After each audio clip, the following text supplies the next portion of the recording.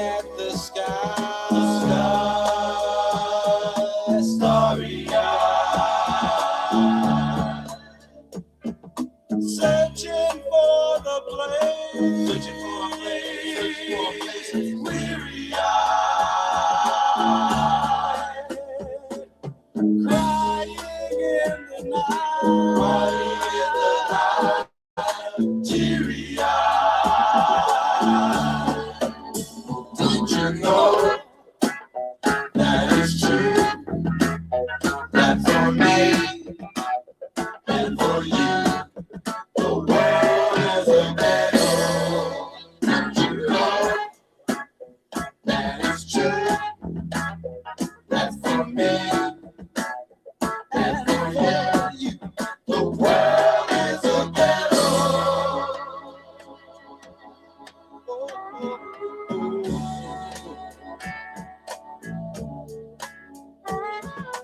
Wonder when I'll find paradise. Somewhere there's a home sweeter nights. Wonder if I'll find happiness. Better give it up. Now I am. Did you know that it's true, that for me and for you, the world is a ghetto? Don't you know that it's true, that for me and for you, the world is a ghetto? Don't you know that it's true, that for me and for you, the world is a ghetto? Don't you know that it's true, that for me and for you, the world is a ghetto? The world is a ghetto.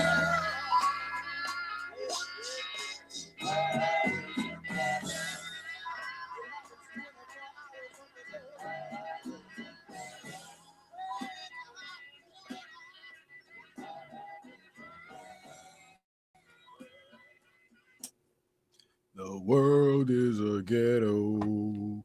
And they have turned the world into a ghetto by making us believe the world is something that it's not, thus making us believe that we are something we are not.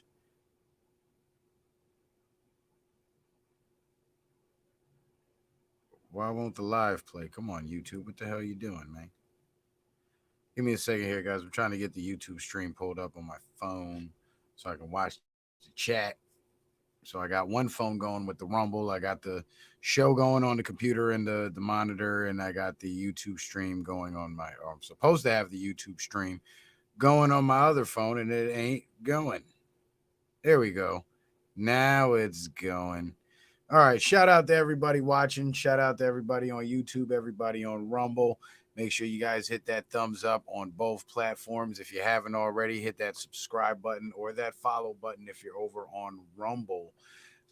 Shout out to my brother Lee14224. Shout out to Ghost Rider over on Rumble, Rumham, Dean General, Beer Master, and I think there was another brother earlier. Dang it, I forgot who it was. Let me see if I can see him. Humbled Up, that's right. My brother Humbled Up. Shout out to Humbled Up over on YouTube. Appreciate you guys being here, man. So this statement, I'll have to admit, it's a bit of clickbait, but it's tongue in cheek, right? The Washington governor, the governor of the state of Washington back in 2016, called Trump a flat earther. And back then, this was before they were getting ready to launch the censorship campaign of flat earth, and they were in the process of demonizing the flat earth movement and demonizing flat earthers, and obviously in big corporate media fashion. The same way they demonize Trump is the same way they demonize flat earthers. The same way they censored flat earthers is the same way they censor Trump supporters. And here we have one of these big liberal politicians comparing Trump to flat earthers. And they call him a science denier. They call Trump supporters science deniers. They call people who don't believe in the smack science deniers. And people who believe in flat earth and don't believe in the globe, they also call science deniers. Hence I titled tonight's show Flat Earth Wednesday, Science Deniers Unite.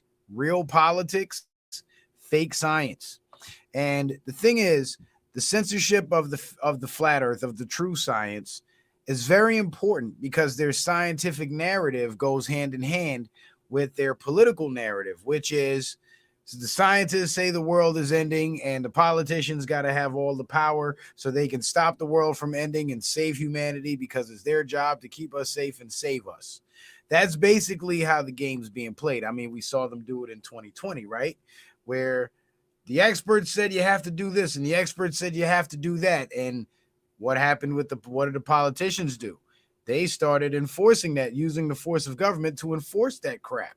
So the fake science goes hand in hand in facilitating the real effects that these politicians can have on our lives in a very negative way. Hence, real politics, fake science. And this is why I support Trump. And this is why I also support the flat earth movement, because on both sides of that coin, on the political side, on the Trump side of things, Trump supporters get treated very similar to flat earthers. The only difference is a lot of Trump supporters are too ignorant to realize that this is something that we have in common with the flat earth movement. And this is why having conversations with the flat earthers is very important, because this unity is what's going to defeat this censorship, what's going to defeat this technocracy that the oligarchs are trying to build, and return America at the very least back to being a constitutional republic where everybody can be free enough to do whatever they feel like they want to do on their property with the property that they paid their money for, right? But I've always taken a shine to Bro Sanchez ever since like 2018 when I first found him, and I've been following him ever since. And I've always felt it in my heart that the people that follow guys like Bro Sanchez, they have sharp enough minds that if enough of them were to get involved in politics, we take that shit over in one election cycle. You know what I'm saying? But people are intimidated by this political machine, and they feel like there's so much control over this political machine that there's no way, any of us from the real grassroots could ever make it to that level. And in a way, it's true, because the number one factor that's stopping most of us from being able to really get involved in politics on a real level, as in like running for office, is the money part. We don't have the funding and we don't have the financial ability. So if anybody from amongst the average citizens decided to run for office, as opposed to some millionaire or some billionaire somewhere, we're going to have to get funding from the millionaires and billionaires. And this opens the door for the controllers to take control of these political candidates, thus creating puppets. The puppets get bought off by the campaign funders. Whoever funded their campaign to put them in office, that's who's pulling the strings. That's how the game goes.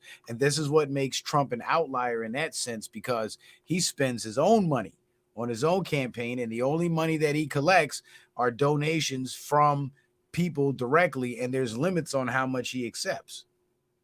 Also, the big donations he usually forwards to the RNC to fund other Republican candidates who are running for office, which I think is a pretty noble thing to do, because most candidates like Hillary, for example, she kept that money. She put her own money into it, and whatever money came back from the campaign, she just kept it. And a lot of times you see people running for office who talk a good talk, but aren't really serious about it, and they lose the election and they just kind of fizzle out and disappear, because once the election is over, the campaign funds, you get to do whatever you want with them. Now, I really I really see a lot of commonalities between the Trump supporters on the political side and the flat earthers on the science side. Because a lot of the shit that we Trump supporters disagree with on the science side, flat earthers also disagree with on the science side. And a lot of the corruption that we see on the political side, the flat earthers see that corruption on the political side. Now, this is where the signals get crossed.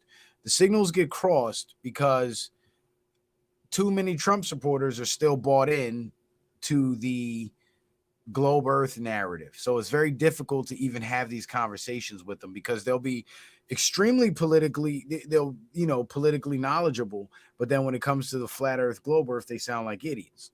And then there's the people on the flat earth side who aren't really very astute at politics, so they have much to learn when it comes to the political side because they have these ideas in their head which are mostly true but are rooted in fact but are not entirely true. Like, for example, everybody in politics is a puppet and everybody is controlled. Not so.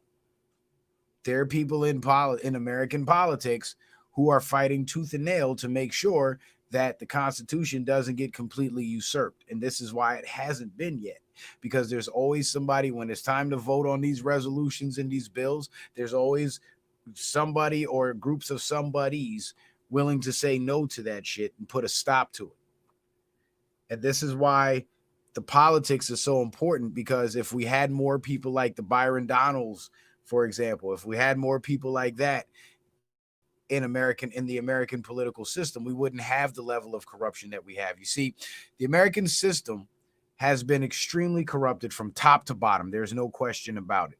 But the way it was created, the way it was engineered originally, and the way it was intended to run would actually be a well-oiled machine where nobody's toes is getting stepped on, because everybody is bound to the Constitution, and the Constitution is what everybody agrees on. You see what I'm saying? But the problem is, if you get too many people in the system that find ways to get over on other people and by violating the Constitution to benefit themselves or benefit the system itself, then what you end up with is a good framework for a healthy operating system, but you end up with a shitty, corrupt system that runs off the sweat and the blood and tears off the backs of the people.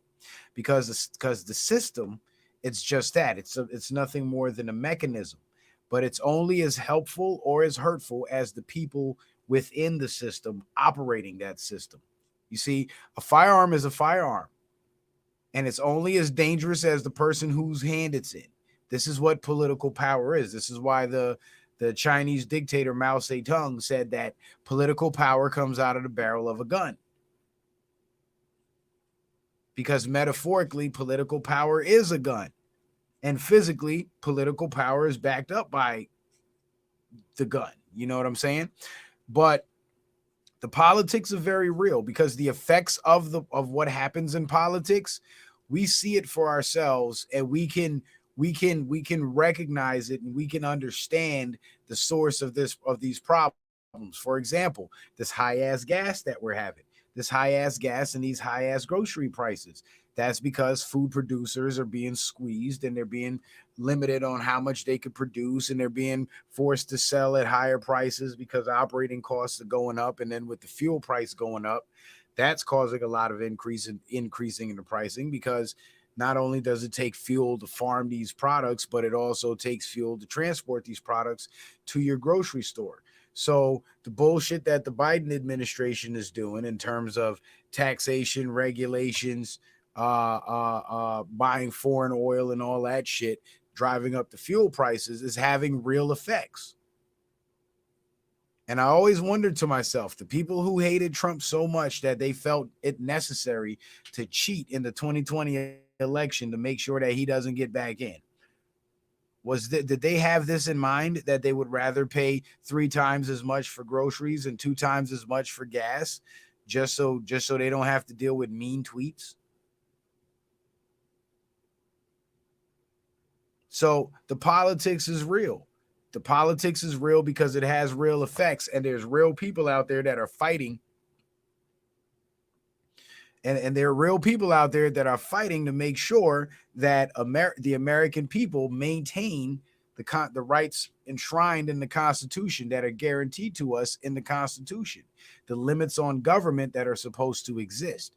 And if anybody out there took the time to study the Constitution and then study how the federal government actually operates, what you will find is every problem that we, the American people, no matter which side of the political aisle you're on or whether you're on the political aisle at all, everything that we, the people, find wrong with our government in terms of overreach and rights violations, it all stems from some unconstitutional agency, some unconstitutional act, or some unconstitutional procedure that was put in place by the federal government under color of law.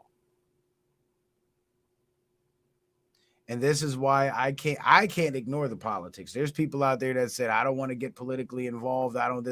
You can say that if you want to, but guess what? If Biden decides that he wants to buy oil from China and Russia decides to charge us whatever they want to charge us, and that results in us paying $8 a gallon for gas, guess what?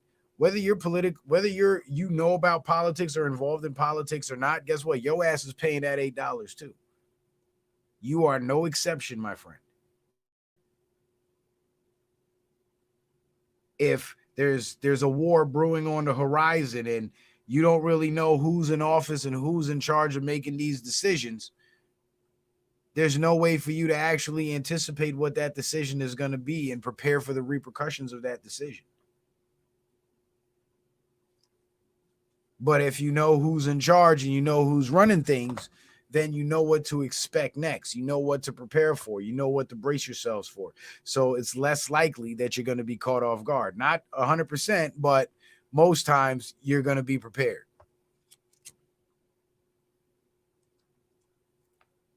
But you see, we're dealing with an enemy in this propaganda machine whose job it is to make sure that we stay divided.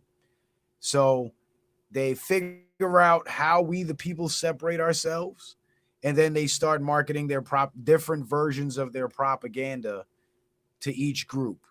For example, in the political side of things, all the anti-Trump propaganda is political, racial, legal, surface level shit.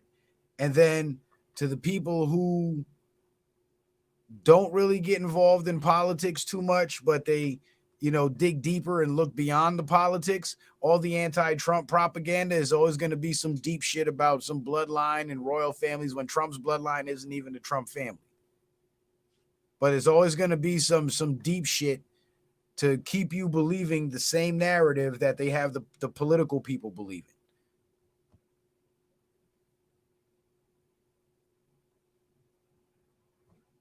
And this appeal, by equating Trump to a flat earther, this appeal is meant to appeal to the people who are on the political side and believe in mainstream science and hate the flat earth. So they market their propaganda to every group in whatever package they need to market it in. This is why when I have these discussions on the panels and brothers come on the panel and they start telling me all this deep shit about how Trump is a bad guy, I already see what's happening. I already know where their head is at. They've fallen victim to the same propaganda from the same propaganda machine, just a more woke flavor of it. But it amounts to the same shit. Trump bad. When you look at everything on the surface and beneath the surface, it all adds up to one thing. Like, think about this, right? There was a time in your lives when you heard Earth was flat, and you thought it was the craziest shit you ever heard of your life. So crazy, in fact, that you have to go research it and debunk it for yourself. And you find out that, hey, this is actually true.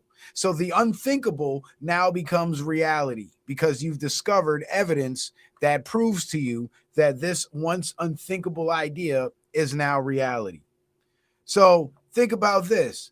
It's unthinkable in the minds of a lot of people that from amongst these politicians, from amongst these millionaires and billionaires, they may be somebody who is actually going to rise to power, gain the favor of the people, and take a position of opposition against the entities that we've known to be our enemies our whole lives. That would be unthinkable. But as flat earthers, we should be open-minded enough to consider, you know what? Although it might be unthinkable, I've been down this road before where I've come across a concept or a thought or an idea that didn't jive with the reality I was familiar with, but I re-examined that idea and then re-examined my reality and discovered that this was the truth. And that's what I see happening with a lot of people when it comes to Trump. They're starting to realize, you know what? Maybe he's not one of them. Maybe this is why they're coming at him so hard, and they've never come at any other president this hard, and there've been other presidents that have done way worse things.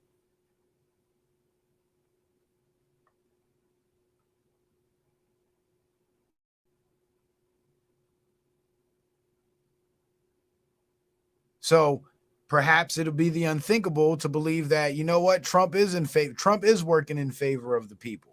Trump is working on behalf of America, and Trump does want what's best for the country, as opposed to all these other politicians that have said that and have got into office and got into power and did the opposite.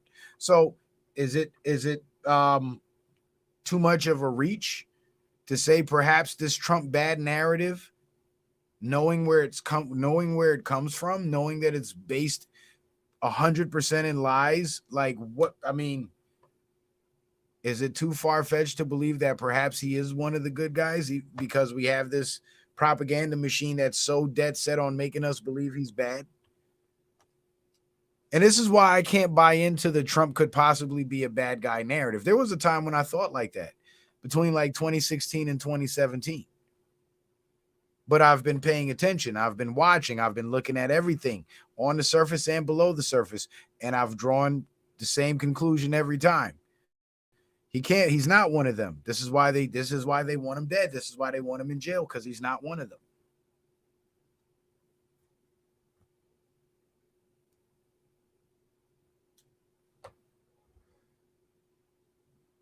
And I can't get down with the Trump bad narrative because I know where the Trump bad narrative stems from.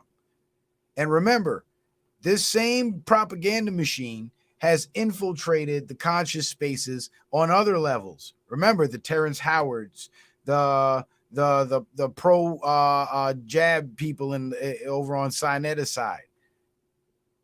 You know, they've already infiltrated the conscious spaces in order to bastardize and corrupt the message. So don't you think they would infiltrate the conscious spaces to keep people away from looking at the truth behind what Trump is really doing on the political end of things? Of course they would, because their biggest fear is that people who aren't politically involved wake up one day and decide, you know what? I'm going to exercise my political power, or I'm going to encourage the people around me to exercise their political power, or I'm going to guide the people around me who try to exercise their political power every election cycle, but end up voting for a puppet. I'm going to try to steer them in the right direction this time. That's their biggest fear. That's how Trump beat Hillary in 2016. Even with all the fraud, this is why Hillary got 3 million more popular votes, because California recorded 2 million more votes than actual voters. And I think there was another state, either New York or Michigan, recorded 1 million more votes than actual voters in the state. So 3 million fake votes still wasn't enough to beat Trump, because Trump had the largest first-time voter turnout, which was only 15% of the total amount of voters that turned out. Obama was holding the record with a 9% first-time voter turnout, and Trump topped that by another 6%.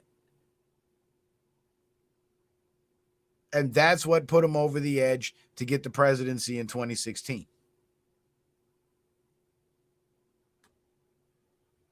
So we, the people, have the power to change things, and it's right at our fingertips. And here's the thing. This flat earth conversation, it's going to take a very long time to get farther than where it's gotten right now, unless we can inject that conversation into the political sphere. Because remember, on the political side of things, that's where the space agencies are being controlled from. The politicians run the space agencies. The politicians appoint the people who run the space agencies. Now imagine if we had politicians that were, if half of Congress came out and said, we propose a bill to shut down NASA because we know Earth is flat and we need to divert that funding and that into real Earth, true Earth research, and start telling people the truth. We'll examine the firmament. We'll open up travel to Antarctica. We'll open up travel to the North Pole. Blah blah blah blah blah blah. Imagine if we had politicians in power in office that were willing to do that. Imagine if every person running for office, Democrat, Republican, Independent, whatever they were, whatever they disagreed on, all agreed that, you know what, I'm a flat earther. I'm a flat earther too. Imagine. The lie wouldn't be able to sustain. But because they have that big political machine behind them, remember, the funding comes from taxpayer money. The government collects the taxes. The politicians make the tax policy. The politicians decide where that tax money goes. So they're taking our own tax dollars from us and using it to lie to us. And the politicians are allowing it. The people in office are the ones allowing it because they could say, you know what, we pass a bill to cut funding to NASA. Guess what?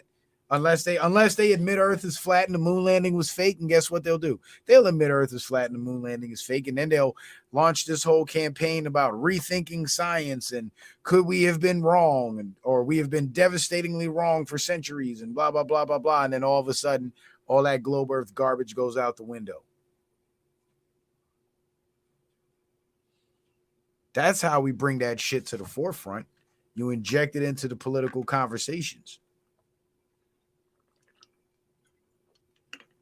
And that's why I'm willing to take the slings and arrows from our political people, bringing the flat earth conversation up to putting it on the table. And I take the slings and arrows from my flat earth people by bringing the political conversation and putting that on the table.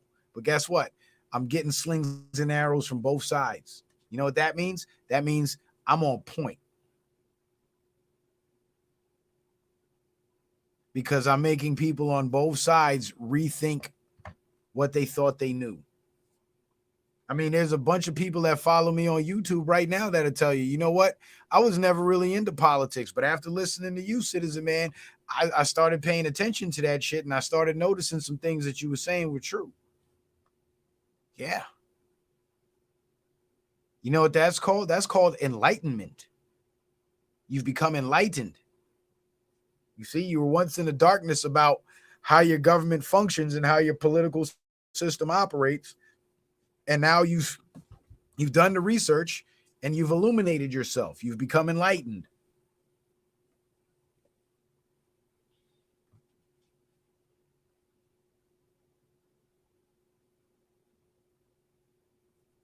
Iron FE says executive orders are for some U.S. executive branch 405 tax money, black holes, departments, agencies, other con jobs are not laws. No, they're not laws. But executive orders are enumerated powers in the Constitution that the president has. But the only thing is executive orders don't apply to the people. They only apply to government and government agencies. And the majority of these government agencies are actually unconstitutional. For example, the FBI, the Federal Bureau of Investigation, that is an unconstitutional force. That is an unconstitutional force. The Department of Justice itself is actually unconstitutional because crime and punishment should be carried out on the state level. But because criminals go from state to state committing their crimes, there had to be an overarching national court system that could prosecute these interstate criminals. So it's interstate criminals that actually open the door for government to expand its power to the point it's gotten. And this is why government loves crime. The government loves crime because, one, crime pays, in the sense that being a criminal is more profitable than being on the up and up. And also on the flip side, it also pays in the sense that it creates an excuse for more government power, expansion of government power. Why do you think Alvin Bragg and all the Soros prosecutors across the country in these big cities are refusing to prosecute criminals? Because they want the crime. Because now they can advocate for cameras on the street corners. Now they can advocate for militarized police. Now they can advocate for tracking systems and all that shit. Now they can advocate for, extra security measures for small businesses, which amounts to higher operating costs, which will squeeze out the small businesses and clear the way for the big corporations to move in. The big corporations that help fund their campaigns. Because crime pays. Shout out to my man Kevin on YouTube. He says, "Hey, Citizen Man, let's have a great show tonight as usual. Even though I don't have money to support you, when I come in for the show, I do two things automatically. I push the like button and I share." Appreciate that, Kevin. Thank you, sir. That's right, y'all. Hit that like button. Hit that thumbs up over on Rumble. Hit that like button.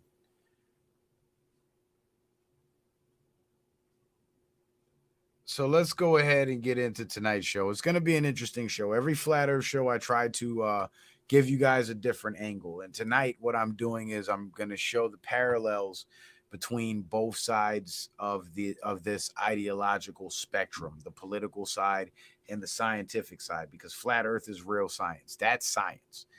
This is why I say science deniers unite. Real politics, fake science. Make sure you guys go subscribe to the Citizen Man backup channel if you haven't already. Please make sure you do. Sign up for Self-Credit Builder, fix your credit score, put yourself on the path to a brighter financial future. Rumble, create yourself a Rumble account. It's fast, it's free. You can support the show by following me over on Rumble, hitting that thumbs up button, commenting on the videos, commenting in the live chat. That's very important that you comment in the live chat and hit that thumbs up while we're live, because that's going to get more viewers to the show. And you can also access the shows that are not available on YouTube. They are absolutely free over on Rumble. Same quality as you see on YouTube. They got a comment section, live chat, like button, all that shit.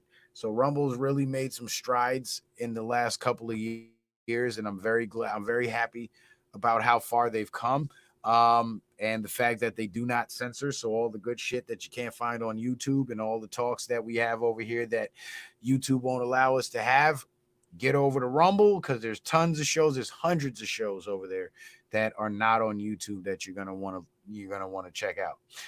Get yourself a copy of the Lost Book of Herbal Remedies. Get back to nature, natural healing. I'm a big advocate of natural healing. I hate chemical medicine. I know where it started from. I did an entire show talking about the history of how the Rockefellers took over the medical system by buying out the medical universities, which obviously train and produce the doctors. And then they bought off the hospitals and created their hospital chains and implanted these trained mercenaries that they call doctors into these hospitals and commence with their soft kill depopulation program. So I don't trust the medical system. I know there's good people, great folks that work in the medical system with pure souls and pure hearts and want to do right, but unfortunately they're under the thumb of administrations that have their own agenda, and so in a lot of cases their hands are tied and they can't do shit. Like look in 2020, all the doctors that wanted to give people ivermectin to treat that thing, they weren't allowing people to get it.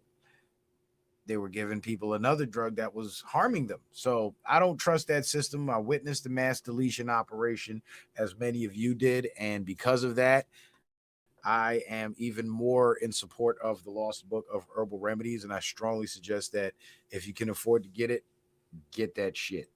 You support the show and support yourself at the same time. Get yourself a copy of Metabolic Cooking to help stave off that obesity that's been spreading like wildfire. You go look at a picture of people at the beach in the 60s and a picture of people at the beach today. It's a big, big difference. And when I say big, I mean pun intended.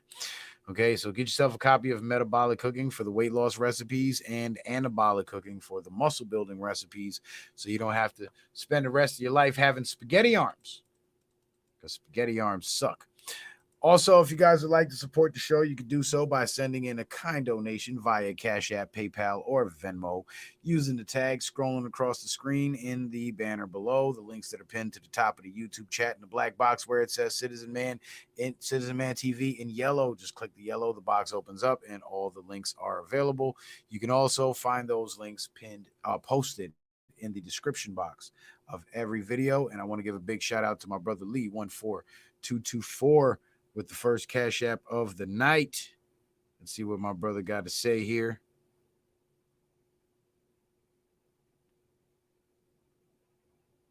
And he says, Flat Earth outlaw for president. Have a great show. Appreciate that, brother Lee. Thank you for that support, my man.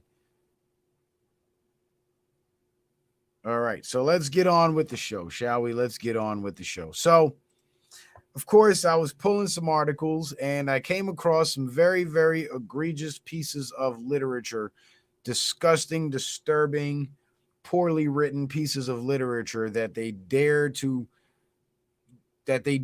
call articles. And this one is from space.com and it's titled How to Debate a Flat Earther. How to Debate a Flat Earther. Isn't that an interesting title? That is a very interesting title. And it was actually written by Paul Sutter on February 4th, or published on February 4th, 2022. Okay. And Paul Sutter is actually an astrophysicist. He's a Neil deGrasse Tyson, I guess. He's an astrophysicist. Now, I kind of mixed up the slides, so here's the first page of that article. Paul M. Sutter is an astrophysicist at SUNY, that's State University of New York, Stony Brook, and the Flatiron Institute, host of Ask a Spaceman and Space Radio, and author of How to Die in Space. You see that? Just that one guy alone built his entire career off of people believing in space. Now, think of all the other hundreds of thousands of astrophysicists and astronomers and all these other people that have built their careers off of people believing in space. And imagine how quickly that industry would go belly up the minute it becomes mainstream knowledge that Earth is flat and there is no space. Imagine how desperate these people must be because their careers hang in the balance. So keeping the lie going means them keeping a job. The lie is their job security. So they got to keep the lie going. Let me go ahead and cam up. I guess I'll just keep the camera on.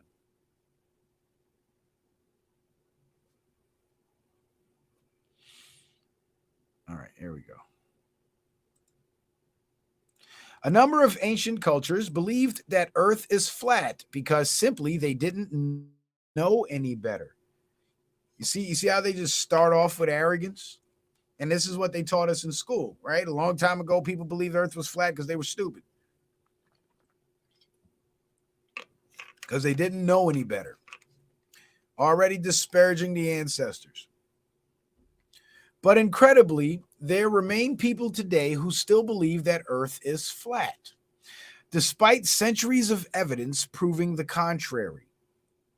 Only problem is their so-called evidence doesn't prove a motherfucking thing.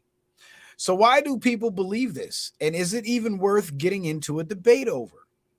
Well, people believe the Earth is flat, and it's worth getting into a debate over because people who believe Earth is round are actually believing a lie. But let's continue on. Surprisingly, while there are mountains of proof, the discussion around the idea of flat Earth has nothing to do with evidence at all. Well, that's a very bold statement because the last time I checked, there was mountains of proof of flat Earth and very little proof of the globe. And every proof of the globe could be easily explained on a flat Earth model or shown to be an absolute lie in fabrication. But they make the bold claim that flat Earth isn't based on any evidence. Even though every time you pour a glass of water or you look at your swimming pool, there's evidence because water lays leveled at its surface and the surface of the Earth is 75% water. But you see, you believe in the globe. That means you believe all that water is stuck to the outside of a spinning ball and not flying off at the equator like any ball soaking in water, spinning would be doing. Also, not to mention, we observe a pressurized atmosphere that we exist in here on the surface of the earth. And at the same time, we're told by the so-called experts that space is the most powerful vacuum known to man. So how is it that this pressurized atmosphere exists in the middle of a vacuum that happens to be the most powerful vacuum known to man, and the atmosphere remains pressurized without a solid barrier? How is this possible? So there's some evidence for you, but you see, they project where they say flat earthers ignore the mountains of evidence. It's the globe earthers who ignore the mountains of evidence. I just rattled off 100% rock solid pieces of evidence based on actual physics and physical observation. There's no denying these facts. These are facts. But anyway, to put it bluntly, we know more about the curvature of the earth than almost any other topic in the realm of physical science. But yet their curvature math doesn't add up. There are so many experiments, observations, and demonstrations that have time and time again revealed the curve of the earth. Really? So why is it that they still can't find this curve? Did the curve just show up when they did the experiments and then went back into hiding afterwards? So the next guy that tried to find the curve is like, where's the curve? The curve is gone. The curve is on the lam, huh? The curve got warrants. The curve's on the run. Can't find the curve. And it all starts with the horizon. Wow. So now they're going to move. Now they're going to go on to try to convince the reader that the horizon is actually curved, even though you look at the horizon and you see a straight line. But it gets better. As objects recede from you, they begin to look smaller and slowly disappear in a very unique way. First, their bottoms become hidden, and then their tops. If you've ever watched a ship on the horizon, you've seen this for yourself. Similarly, for a great distance, the tops of all objects like mountains are visible well before their bases. Well, this is the old ships disappearing over the horizon, our ships going over the curvature, which has totally been debunked time and time again with a simple zoom camera lens. You zoom in and you see the entire ship again. And the objects disappearing from the bottom up, well, the experiment with the guy walking across the football field, he placed the camera down on the ground on the football field and proceeded to walk away from the camera. And as he walked away, his entire body disappeared from the ground up. And he did this on a football field because a football field is a perfectly flat, level plane. And the same phenomenon happened.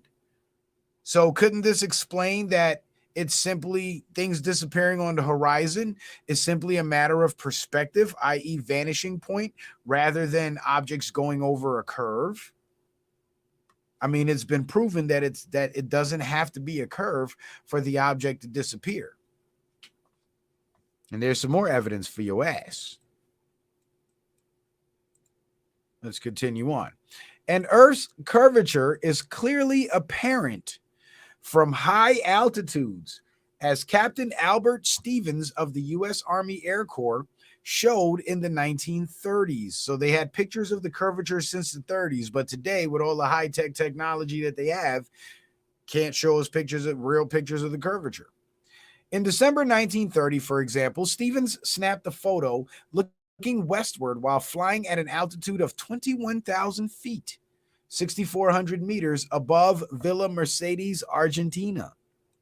The Andes Mountains, 287 miles, 462 kilometers away, and although taller than the plane's altitude, lay below the sensible horizon, marked by the white horizontal line in the photograph. NASA officials wrote in a description of the flight, "The Earth's curvature explains this phenomenon. As described in the diagram accompanying the photograph, the Earth's curvature is also visible literally in the photograph, although the effect is subtle, as the image encompasses only 1/360th of the Earth's circumference." So they're saying, oh, there's curvature in the picture, even though you can't see any curvature in the picture. But don't worry, I got some shit for this. Shout out to Miguel with the 15. Shout out to D Allen with the 5. Damn it, I said I wasn't gonna shout out the numbers anymore. D Allen says, flat motherfucking power. Thanks for the info you bring to us. Salute to you, my brother. And I gotta stop shouting out the amounts. I hate doing. I not that I hate doing that. I hate that I've gotten into the habit of doing that because I'm taking a new approach when it comes to the donations, in hopes that it will increase the amount of revenue that I can bring in per show, right? But because people see you getting a certain amount of money and they say, I'm not going to donate no more because he got enough. Like it's never enough. Money is like ammo. It's never enough. And in November 19, and in this information war, it's literally ammo. That's why they try to starve you out and cut off your money when they get mad at you and don't like what you're saying. And in November 1935, Stevens and Captain Orville Anderson took a photo from a balloon that lifted off from Rapid City, South Dakota, and soared to a maximum altitude of 72,000 feet. The photograph showed the troposphere, stratosphere boundary, and the actual curvature of the Earth, and demonstrated the potential for long-range reconnaissance from high-altitude balloons, NASA officials wrote. So you see a trend here. All the evidence of the curvature is coming from NASA and people connected to NASA. Keep that in mind. So there's no argument that any living man can make for the curvature of the Earth when it comes to pictures and photographs that didn't come from NASA, because NASA are the ones that are perpetuating this lie.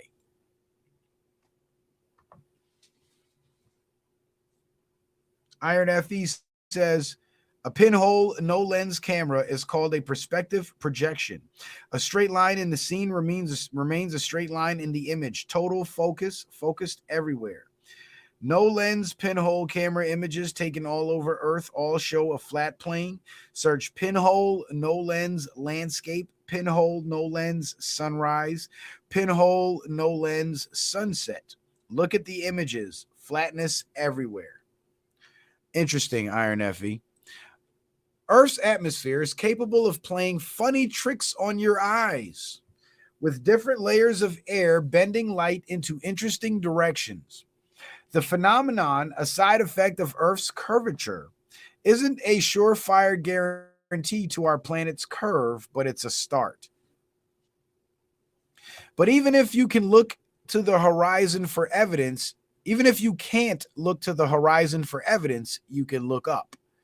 So first they said you can look to the horizon, but it plays tricks on your eyes, so it's gonna look flat, but you can look up in the sky. So let's see what they say here. Different stars are visible from different parts of Earth in two very peculiar ways. First, there is the division between the northern and southern hemispheres. So you can see Polaris, the star, nearly directly above the Earth's north geographic pole, quite easily in northern latitudes. But as you travel south, approaching the equator, Polaris sinks lower and lower towards the horizon. Once you've crossed that boundary, you can't see it at all. It's blocked by the curve of the Earth in that direction. That's bullshit, because your eyes can't see forever. And when you look at the flat Earth map, let me pull it up real quick, because I'm gonna have to start going into the evidences. But let's use this one. Ignore the outer circles. Let's just look at our circle, our Antarctic circle here.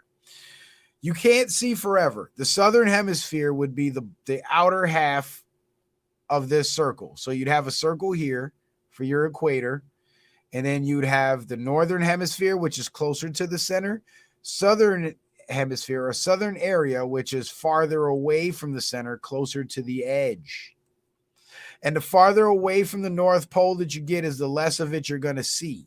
Just like when the sun moves away from you in the sky, it appears to get lower and lower on the horizon until it disappears because it's moved away from you, and now you're in darkness called night. It's the same phenomenon when you move to the southern area away from the northern quote-unquote hemisphere. That's what happens with Polaris. So you don't have to be on a globe for this to occur. But because they don't tell the people that their readers that, well, your eyesight is limited. They don't tell people that their eyesight is limited, or they forget to remind, or deliberately forget to remind people that their vision is limited and you can't see forever. So the farther away from something you go is the less visible it becomes. But see, this is all based on the false premise that our vision can see forever. The earth is a big place. But as you travel south, approaching the equator, Polaris sinks lower and lower towards the horizon. Once you've crossed that boundary, you can't see it at all, and blah, blah, blah, blah, blah, blah, blah. Or Polaris just gets farther and farther away from you, the farther away from the northern center you go. Similarly, as you travel south, new constellations await your delighted gaze. Once that would become completely obscured by Earth's curve if you stayed up north. Ones that would be completely obscured. Again, same phenomenon. You're just looking in a different direction. Instead of looking towards the center, you're now looking towards the outer ring. So you're going to see different constellations because you're closer to that area. There's another trick you can play too. If you live, and it's funny, and it's kind of ironic that they talk about playing tricks on yourself, right? Because that's literally what the globe is. It's a big mental trick. There's another trick you can play too. If you live in an especially flat area, you'll be able to see stars down to the horizon, but no farther because Earth is in your way. No farther because your vision is limited and your sight has reached its vanishing point. They act like we never took art in elementary school and learned about vanishing point. But apparently millions and millions and billions of people they probably skipped school that day. But if you travel up, say to the top of a mountain, you get a better vantage point and can see stars farther down that you could see farther down than you could see before, than you could before. Of course, because when you're elevated, you have a farther line of sight now. You can see farther down the plane. It's very simple. Doesn't take curvature to make this happen. In fact, the 9th century Abbasid Caliph Al-Mamun sent an expedition to do exactly that and used those observations to measure Earth's circumference. Really? I thought NASA were the ones, because I specifically remember reading an article that said that NASA is the reason why we know how big around the Earth is, because they measured it using their satellites. Now they're saying in the 9th century, some motherfucker measured Earth's circumference. Are you kidding me? Are you kidding me? You might not be able to mount such a scientific investigation to your nearest mountain peak, but there is something you can do to witness the curvature of Earth in the comfort of your own backyard. You just have to be lucky. During a lunar eclipse, Earth passes, and you know what else too? Let me not forget about this. Abbasid Caliph Al-Mamun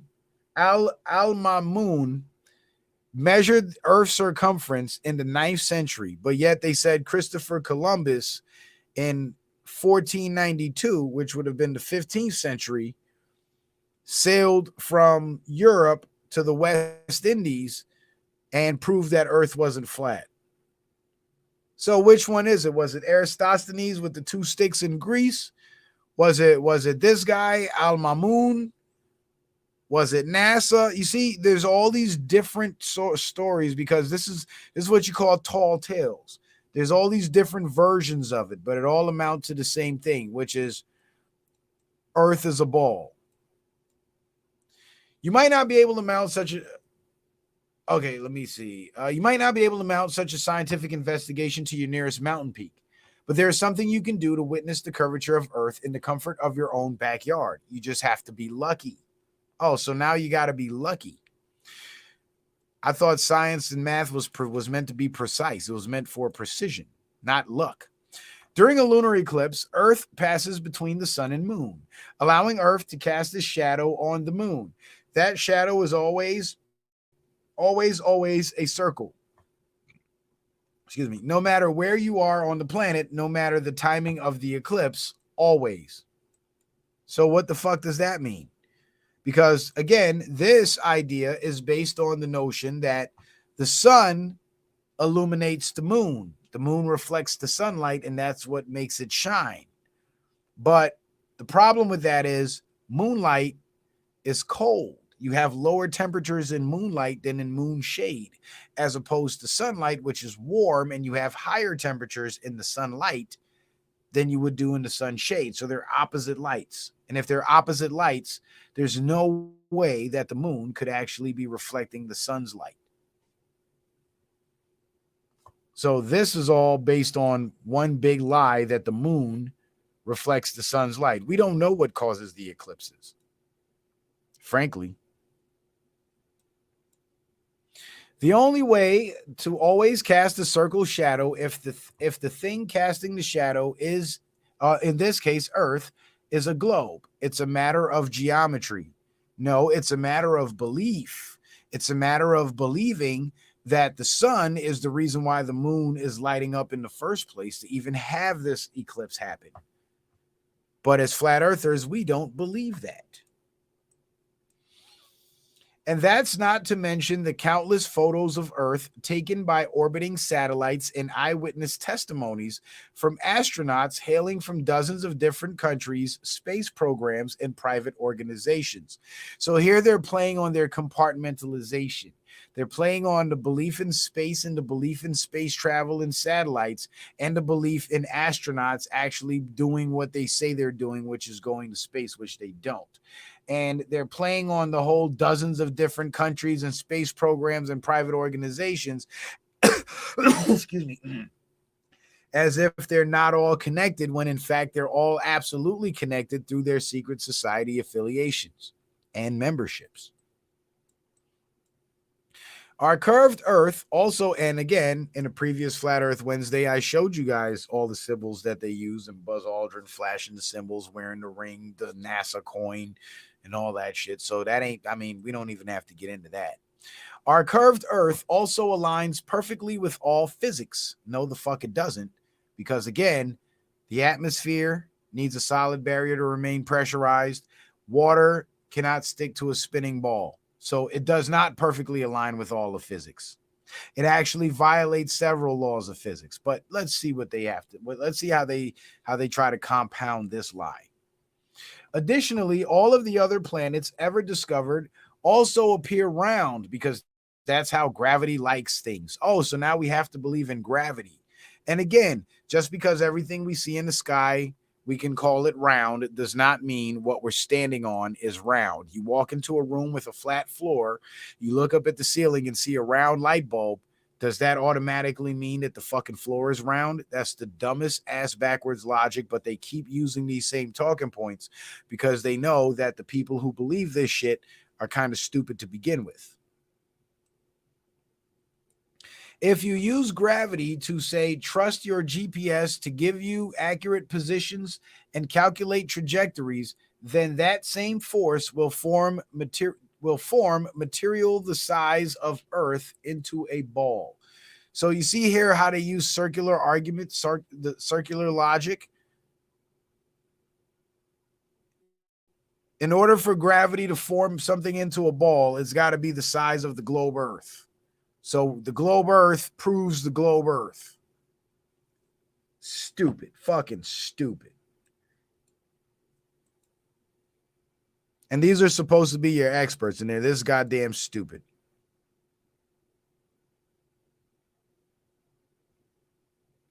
Beermaster says, what about when you swing a pail of water and the pressure keeps it from spilling mid-swing? Well, Beermaster, I think you're neglecting to consider one very important fact in that specific demonstration with the pail, and that is, in comparison to the Earth, the pail is rapidly changing direction. So it's swinging in one direction, which takes the water, and then it swings in the other direction. Or are you talking about when you spin the pail around and the water stays inside the pail if you keep spinning it in one direction? Well, that makes sense. The only problem is that water is inside the pail. It's contained, as opposed to the globe model where the water is on the outside. of the, remember, 75% of the surface of the globe is supposed to be water.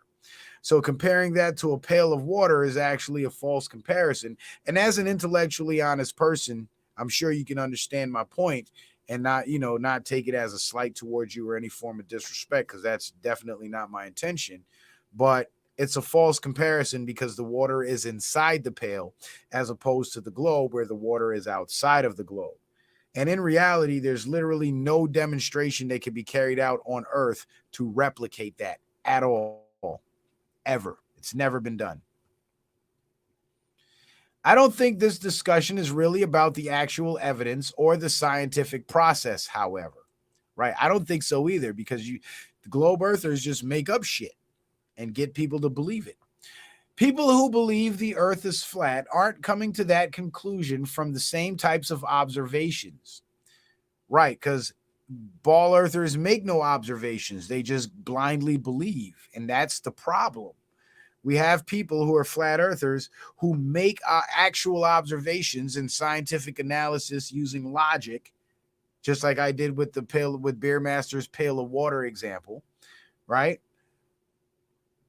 And you have on the other side the globe earthers who are just going straight off belief from what they're being told. Oh, believe the astronauts. Like, why the fuck do I have to believe the astronaut? Why can't I make my own observation and draw my own conclusion? Why must it be why must I take the word of your experts who we shouldn't trust in the first place? But anyway, people who believe that Earth is flat aren't coming to that conclusion from the same types of observations. Instead, they believe that we are being misled and lied to, that scientists, including me, want you to believe that Earth is round despite its flatness. Yes, that's exactly it. That is exactly it. The one true thing they said is that one sentence. Instead, they believe that we are being misled and lied to. Yes, we are. That scientists want you to believe that Earth is round despite its flatness. Yes, that's exactly what we're saying. The one true statement in this whole piece of garbage that I regretfully have to refer to as an article. So the question isn't why do people believe in a flat Earth, but rather why do people believe in a conspiracy? And the answer is the same reason it always is: a lack of trust. Right, a lack of trust that the government has yet to earn. And as a scientist with a working, functional brain, I would presume, I'm sure you would agree with that. And I'm sure you would understand the mistrust.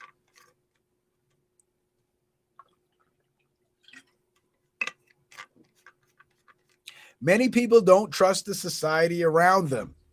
Well, the government doesn't trust the people either. That's why they got all these big armored vehicles and heavily militarized police forces, right? So y'all don't trust us. We don't trust you motherfuckers. Hey, no harm, no foul. The feeling's mutual. Most notably, the representatives of that society, right? Because the representatives who are supposed to represent us don't represent us, but rather use their positions of power and authority to oppress and extort us. That trust often falls even further when it comes to elite representatives of that society, which include government officials, members of academia, and scientists like me. Oh, now he's playing the poor victim. Scientists like me. Yeah, because y'all all a bunch of pieces of shit. By claiming that Earth is flat, people are really expressing a deep distrust of scientists and science itself. Yes, and again, rightfully so. I mean, take 2020, for example. How many times were the experts wrong? They were wrong about everything. And to make matters worse, them admitting that they're wrong in itself is even a lie, because they knew what they were doing and they were deliberately wrong because they wanted to cause as much harm as possible. So here we have a nefarious group of people with the undivided attention of the general public, blind trust of the majority of the public, and they choose to betray that trust in order to delete members of the public. Yeah, I don't trust you motherfuckers one bit.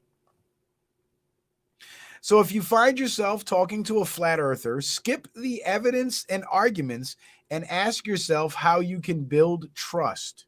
So if you're talking to, in other words, if you're talking to a flat earther, Stay away from the evidence and the arguments. You know why? Because the flat earthers always have better arguments and we have more evidence. And ask yourself how you can build trust. Right. Ask yourself how you can get this person to trust you enough to allow you to lead them back into the globe cult. That's your mission. So your mission isn't to wake them up and give them the truth as you believe it to be true, but rather to get them to trust your scientist priests and rejoin your cult of scientism. That's what the discussion should be about. This is what the globe earthers are saying the discussions and the debates with flat earthers should. This is how it should go. You see how demented that is? Do you guys see how sick that shit is? That is some wild shit.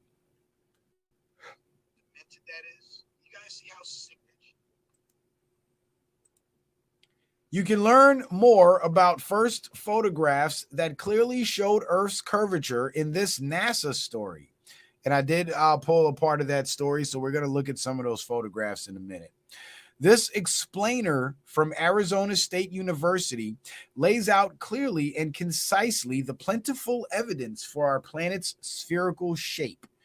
Nearly spherical, rather. Earth's rotation causes it to be slightly squashed at the poles and swollen at the equator, a shape known as an oblate spheroid. They've been watching Neil deGrasse Tyson, apparently. And this piece by 538.com explains why people believe in conspiracy theories such as the flat earth idea. Well, here's the thing. We don't need no news outlet to tell us why people believe in flat earth. Just ask a fucking flat earther. Why don't they just do that? Now, here's the next couple of slides are debunking points for a couple of points that they made in this particular article. And one of those claims was some dickwad in 1930 claimed that he saw curvature and photographed curvature from 21,000 feet above Argentina. So this lying sack of shit that says he saw curvature above 21,000 feet is lying. Now, I went to Google and I typed in, can you see Earth's curvature from an airplane? And the answer says, yes, it's possible to see the curvature of the Earth from an airplane if the altitude is high enough and the conditions are right. According to one study, the horizon's curvature can be seen at or just below 35,000 feet if the field of view is wide, 60 degrees, and there are few clouds. The horizon at high elevations is almost as sharp as the one at sea level, but its contrast is less than 10%. So here they're saying, yes, you can see curvature from an airplane, right? This one says, we know that if we get high enough, i.e. from space, the curvature of the Earth is evident. But commercial aircraft seldom exceed altitudes of 40,000 feet. Interviews with pilots and high elevation travelers reveal that few, if any, could detect curvature below 50,000 feet. So in the space.com article, they're obviously lying when they told you dickwad in Argentina saw a photographed curvature at 21,000 feet, when Google itself is saying 35,000 feet and 50,000 feet.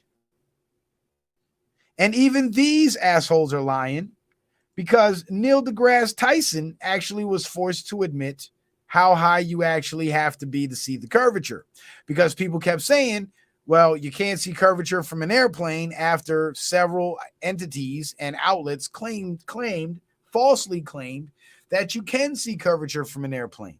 So Neil deGrasse Tyson was then forced to admit, astrophysicist Neil deGrasse Tyson says you cannot see the curvature of the Earth at 128,000 feet. What? So first it was photographed at 21,000 feet. Then Google says you have to be at 35,000 feet. Then Google also says you have to be at 50,000 feet. And now their Lord and Savior, Neil deGrasse Tyson, says you have to be higher than 128,000 feet. So which one is it? See, they can't get their story straight because there is no curvature. If there was curvature, there would be a set number. They wouldn't keep changing it, or they wouldn't keep changing it over and over and over again. And the reason why Neil deGrasse Tyson was forced to make this admission is because, once again, the flat earthers checkmated his ass. And here he tweets, wide angle lenses curve horizontal lines. So no Earth curvature for Felix at 3 times an airplane's altitude. And this was based on the Red Bull jump. And people were saying that this fisheye lens camera he had outside of his capsule actually captured Earth's curvature. As you could see, the curved horizon in the background. But that was actually the entire state of New Mexico in that shot. Now, the real camera with the straight lens inside the capsule actually caught a shot of the horizon as he was opening the door to step out to this position that he was in here. This was a moment before he stepped out to that position right before he made the jump.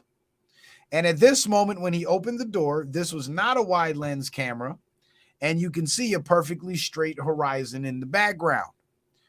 This is why Neil deGrasse Tyson was forced to admit that there is no curvature at 128,000 feet, because that's how high this capsule was, and that's what Felix Baumgartner saw, a completely flat horizon, no curvature. So after all the articles and all the Google search results that they inputted and all the stories about these dickwads at 21,000 feet and blah, blah, blah, blah, blah, we actually had a man who went up there in a capsule at 128,000 feet and captured zero curvature. This is why they can't get their curvature story straight, because there is no curvature. Bottom line. Here's another image from about 100,000 feet. And as you can see, the sun is right above the earth, and there is your straight, perfectly flat horizon. No curvature. No curvature. None. Absolutely none. And this is why flat earthers keep asking the question, well, how fucking high do we have to go to actually see the curvature? Peace, brother Leonard. Leonard just dropped me something on the Cash App. Appreciate that, my brother. Thank you for the support. Now, here's that article that I pulled off of that article, off that previous article, and it's from NASA.gov. December 21st, 2020, published on winter solstice, the day of winter solstice. And it says 90 years of our changing views of Earth. Right. 90 years of our lying to the people and our bullshit. So let's see what this article says. Indirect evidence of the Earth's spherical shape has existed for a long time. Right. But direct evidence of the flat horizon has existed for just as long. That proves nothing. But the photographic proof was lacking until well into the 20th century. The ancient Greeks believed Earth was round and calculated its circumference with remarkable accuracy, while observers inferred our planet's spherical shape as it cast a curved shadow on the moon during lunar eclipses. And again, they're just recycling the same bullshit talking points. With the advent of aviation, photographers could reach altitudes from which they could record the Earth's curvature. And here they go with the bullshit claim. And what's funny is they say with the advent of aviation as if hot air balloons and blimps didn't exist before airplanes, because they did. With sounding rockets and then spacecraft returning photographs from ever greater distances from the planet, we could begin to see the Earth first as a full disk, then as a smaller and smaller blue oasis against the emptiness of space. Through these images, we gained a better understanding of Earth's and therefore of our own place in the universe. You see that here, that better understanding of our own place in the universe? No, they're corrupting our understanding of our own place in the universe, because our Earth is at the center of the universe and everything above us revolves around us here on the ground. It revolves in the sky above us.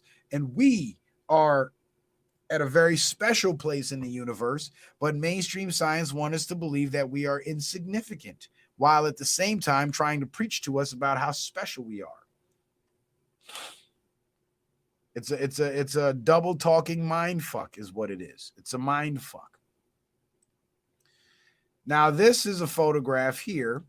The first photograph ever made showing literally the curvature of the Earth. Read the original caption in the May 1931 issue of National Geographic magazine. The photograph, taken 21,000 feet above Villa Mercedes, Argentina, showed the Andes Mountains 287 miles away and well below the expected horizon of the Earth, or well below the expected horizon if the Earth were flat. The National Geographic Society. And there's the Andes Mountains right there.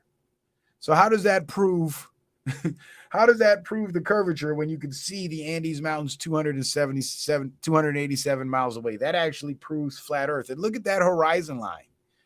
Look at that horizon line, perfectly flat. Let me blow it up a little bit so you guys can see it. Look at that horizon line. Perfectly flat.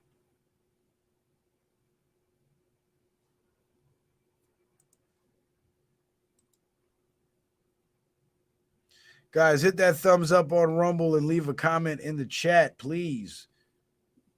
The chat's kind of come to a screeching halt, and we got 29 people watching and 8 likes. We need to get at least 15 likes. We need to get at least 15 likes going. A diagram illustrating the curvature of the Earth as shown in the accompanying photograph.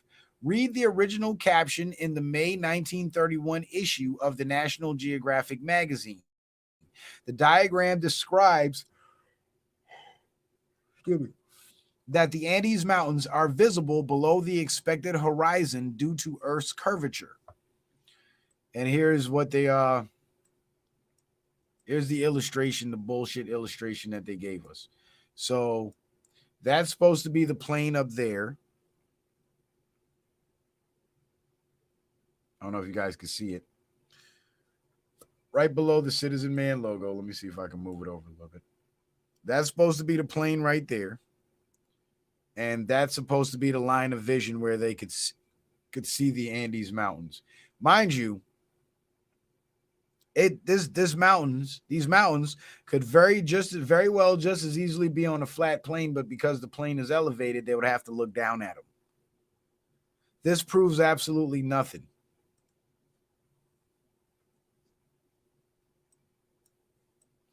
An article in the May 1931 issue of the National Geographic magazine described how a photograph taken from an airplane east of the Andes mountain range in South America provided evidence for the Earth's curvature. Captain Albert W. Stevens, an officer in the U.S. Army Air Corps and an aerial photographer, took the image on December 30th, 1930, while flying at an altitude of 21,000 feet over Villa Mercedes, Argentina. The Andes Mountains, 287 miles away, and although taller than the plane's altitude, lay below the sensible horizon marked by the white horizon line in the photograph. The Earth's curvature explains this phenomenon as described in the diagram accompanying the photograph.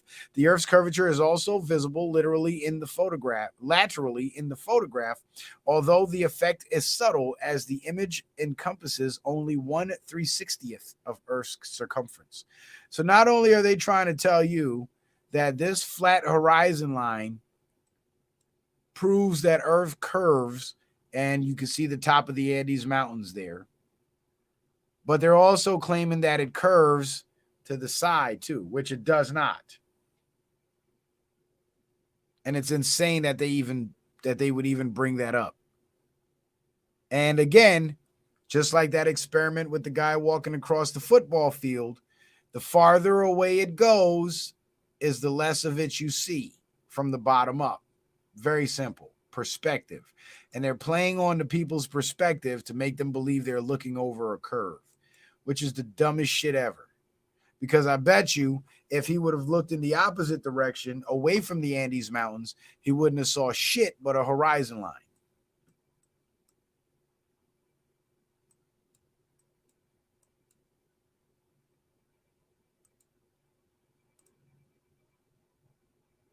Now here's another photograph. Photograph of South Dakota taken during the record-setting Explorer 2 balloon flight showing the curvature of the Earth. Captain Orville A. Anderson and Captain Albert W. Stevens. So that's Orville Anderson on the right and W. Stevens on the left. And this is the image that they took.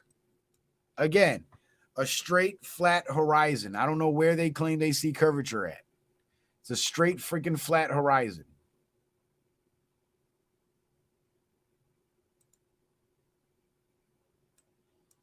In a joint program between the U.S. Army Air Corps and the National Geographic Society, Captain Stevens joined Captain Orville A. Anderson, took the first photograph from a high-altitude balloon clearly showing the Earth's curvature. On November 11th, 1935, the pair took off from the Stratobowl near Rapid City, South Dakota, aboard the helium-filled Explorer 2 balloon, and ascended to a then world record altitude of 72,395 feet. The photograph showed the troposphere-stratosphere boundary and the actual curvature of the Earth and demonstrated the potential for long-range reconnaissance from high-altitude balloons. So we read that in the last article. And again, this is the image that they're referring to from the high-altitude balloon. And the first image of Earth taken from space by a suborbital rocket from an altitude of 65 miles.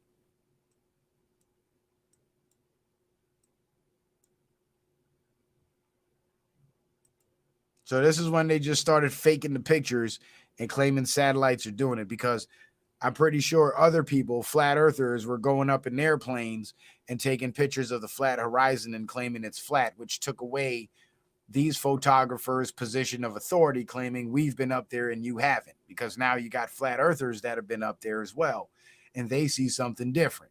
So now there's a conflict. Now there's a contradiction. On October 24th, 1946, more than 10 years before the launch of the first artificial satellite Sputnik, scientists at the White Sands Missile Range in New Mexico placed a camera on top of a captured German V-2 ballistic missile. As the rocket flew to an altitude of about 65 miles, just above the generally recognized border of the outer space, the 35-millimeter motion picture camera snapped a frame every 1.5 seconds. Minutes later, the missile came crashing back down and slammed into the ground at more than 340 miles an hour, but the film survived and gave us our first glimpse of Earth from space. On August 14th, 1959, the Explorer 6 satellite took the first photograph of Earth from orbit, but the image lacked detail. On April 1st, 1960, the Tyros 1 weather satellite returned the first of its 23,000 television images of the Earth, most of them of sufficient quality for weather forecasting. So now they're going into the age of, they went from the age of airplanes and telling that lie to hot air balloons and telling that lie, or to helium balloons and telling that lie, and now they're on to the satellite. So this is kind of the progression. So the shifting of the views of Earth over time, as the headline of this article describes, is actually more of the evolution of the mechanism for which they used to lie. And here is the first full disc photograph of Earth taken by the Soviet Molniya 1-3 communication satellite. The first image of Earth taken from geostationary orbit by the ATS-1 satellite, and the first color image of the full Earth from the Dodge Department of Defense Gravity Experiment satellite. And this is the satellite. This is the satellite image. Satellite image. It's all bullshit.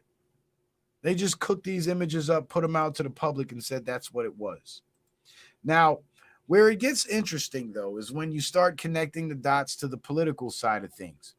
And I did have that article in my thumbnail. Washington governor calls Trump a flat earther, and that was the Democrat governor Jay Inslee.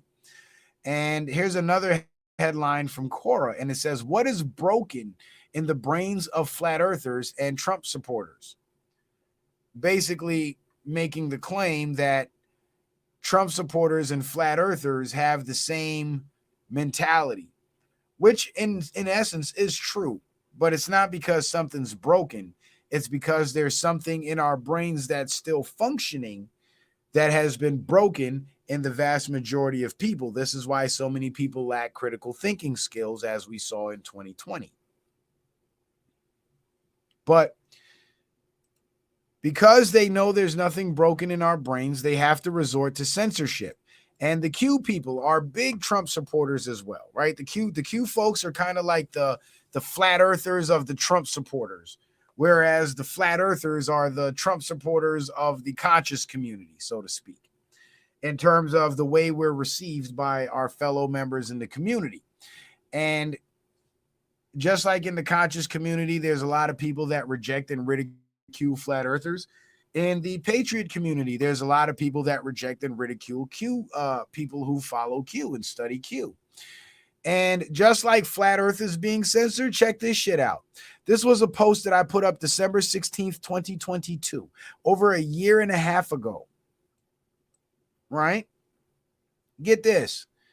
On June 9th, 2024, Facebook removed my photo. They censored it. And it says, "It looks like you shared or sent symbols, praise, or support of people and organizations we define as dangerous, or followed them." Because since the media has used the narrative created by Black Lives Matter, Antifa, the Capitol Police, and the FBI, that Q supporters stormed the Capitol, when it wasn't. It was those three groups that I just named. The social media platforms have ran with that narrative and decided to start censoring everything Q related. And this was a golden movie ticket that I posted on January 19th, 2021. And it was a movie ticket for The Storm, and it was MAGA Cinema Presents The Storm. And it said, "Admit 1, date 1/19/2021, rating Q17."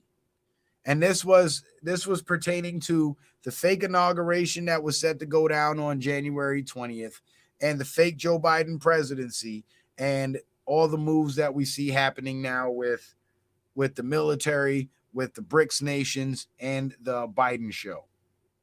So they censored it. And of course, they censored it because everything Q's been talking about in previous years has been coming true little by little, where you can correlate what the Q post says to actual events taking place in the world, in America, in our government, and in foreign governments as well. So Q has proven itself to be not only foolproof, but directly connected to Donald Trump as well, as a sort of back channel messaging board for Trump himself to reach the people who he needs to reach. And just like Q has proven itself to be true, Flat Earth has proven itself to be true. And this is why they have to censor it, because, again, just like there's undeniable facts to prove that Q is, on point with what they say, well, there's so much evidence to prove the flat earthers right when they say that the globe is a lie. Like, how did Hollywood know what the earth looked like before NASA? And this is from a Universal Pictures in 1927. And there they have an image of the globe in 1927. But yet we just read an article from NASA saying that the pictures didn't come around until the 40s, till the 30s and 40s, till the 40s. And what was it? Let me go back and make sure I get these numbers right. From the 50s and 60s.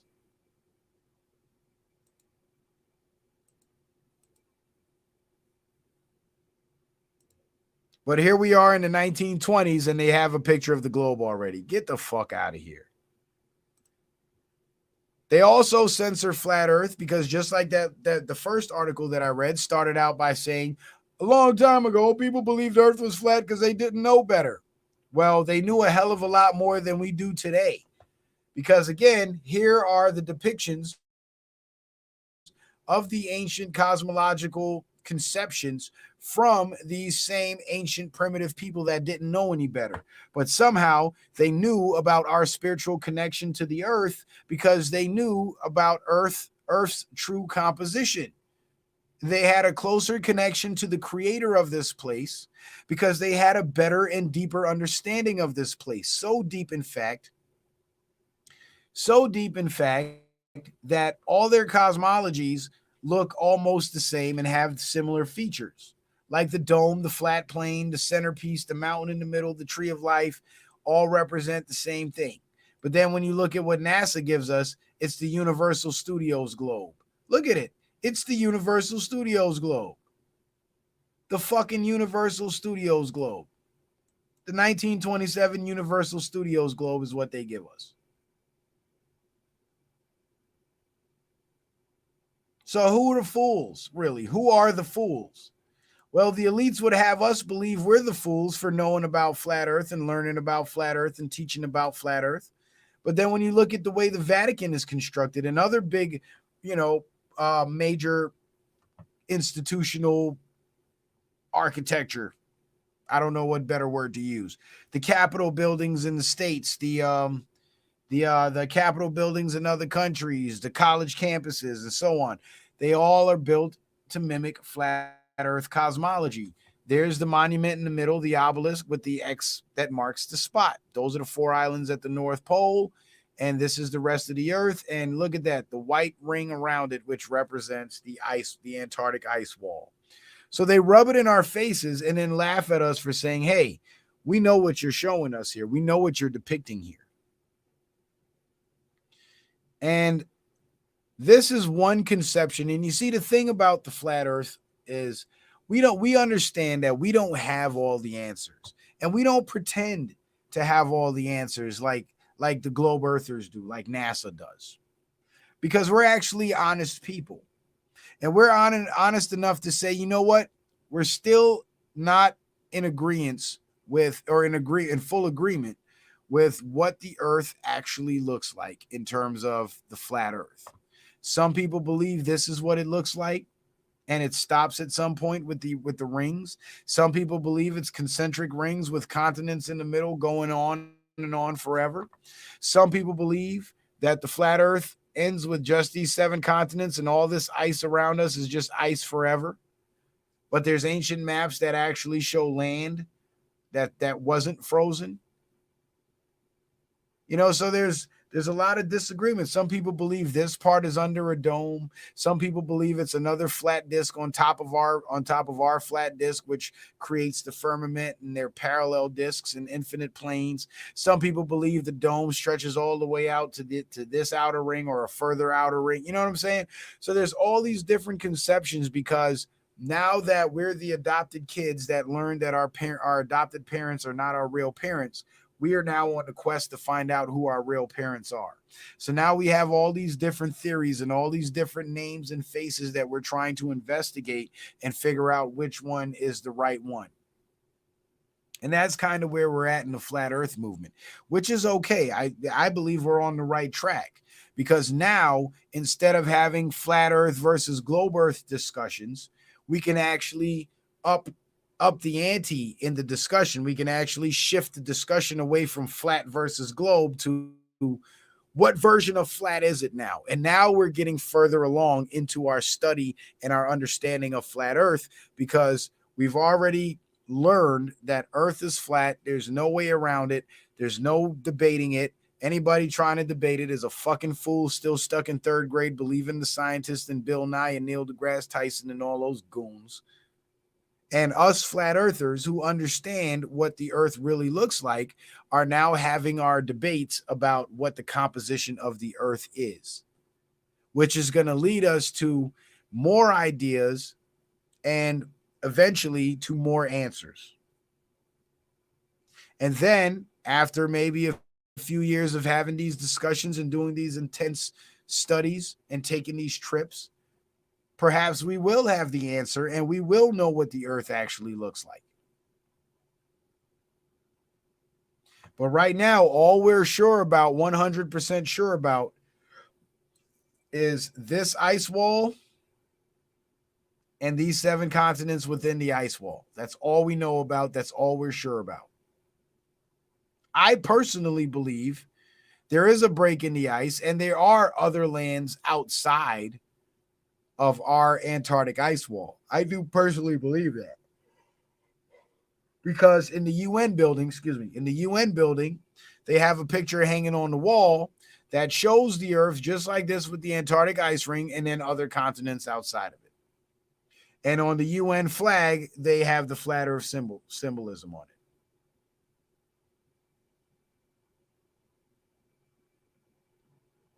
So in that sense, I'd have to trust what the UN is showing us rather than what them and the space agencies are telling us. You get what I'm saying? And this is why the flat Earth discussion is so interesting to have, because there's so many different versions of the flat Earth that we could discuss that we don't even need to talk to people that still believe in the globe. You still believe in the globe, you can go on about your business. Because you're too dumb to even engage in this conversation. And this is why I enjoy Bro Sanchez's flat Earth conversations, because they always lead to the spiritual realms and the different spiritual planes above and below where we are. Now, that's an interesting conversation to have, rather than Earth's a ball because ships go over the curve and you can see the curve and the sun goes over the like that's stupid ass elementary shit at this point. We need to be having more sophisticated conversations. Shout out to State of Being Wiggly for the Cash App. He says that's all that we at this level on the pyramid. No. Right. That's what I'm saying. We need to be having these higher level discussions and conversations. And what's going to happen is, as these mainstream entities continue to disparage flat Earth and refuse to actually have real debates with flat earthers, what you're going to find is the people in their audiences are going to get tired of hearing the same talking points. And eventually, most of them, or hopefully most of them, some of them, are going to figure out that, you know what? Let's go see what these flat earthers are actually talking about. And then they go over to a flat earth discussion and they start seeing images like this. And they start seeing images like this. And they start seeing shit, motherfucker. And they start seeing images like this.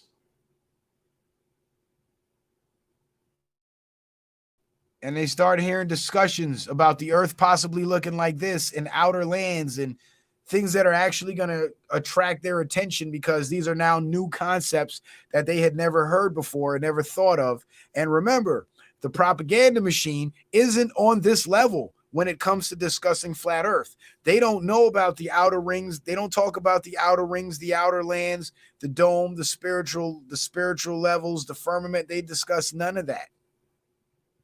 All they do is show you the psyop with the flat earth floating in outer space, and then begin their disparagement campaign. But when the normies come over to have these flat earth discussions and they see how complex and how interesting these discussions are becoming, they'll be more interested in engaging us. And what's going to happen is they're going to go from trying to argue and debate with us to now asking us questions, because they'll immediately realize that these people are actually thinking on a much higher level than we even thought. And then when we show them these images here and start explaining to them what it was their ancestors actually believed, as opposed to allowing them to believe what the mainstream is telling them their ancestors believed, that earth was flat because they were dumb. No, they believed the earth was flat because that's what they saw, that's what they observed. And that was how they incorporated the spiritual realms into the earth plane and their existence on earth. They believed the earth was flat because of their physical observations and their spiritual experiences.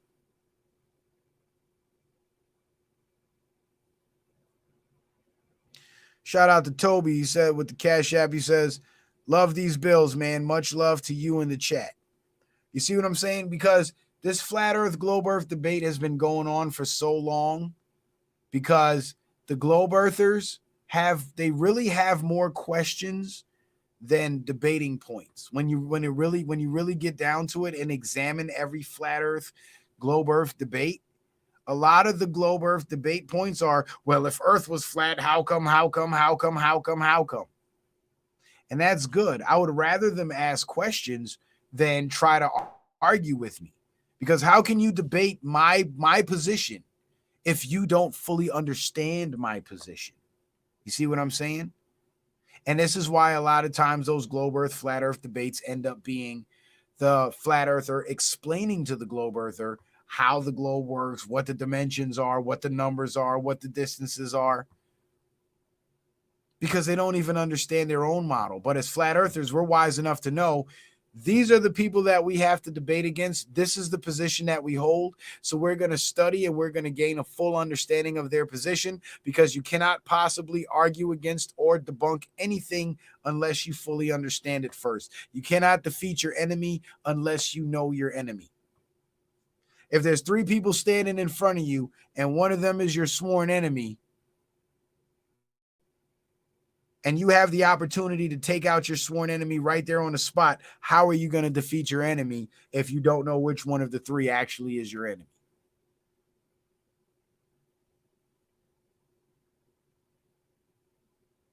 So how can they debate against flat earth if they don't know shit about flat earth? And for you globe earthers out there, I think it's time for y'all to really take a look at the science, the quote unquote science community that you're putting your trust and your faith in. And not only question us flat earthers, but question them as well, and watch the bullshit they start giving you. And eventually you're going to reach a point with them where they're not even going to want to talk to you anymore, because they're going to realize that the questions that you're asking them, they have no real logical answers for. They can't honestly answer those questions.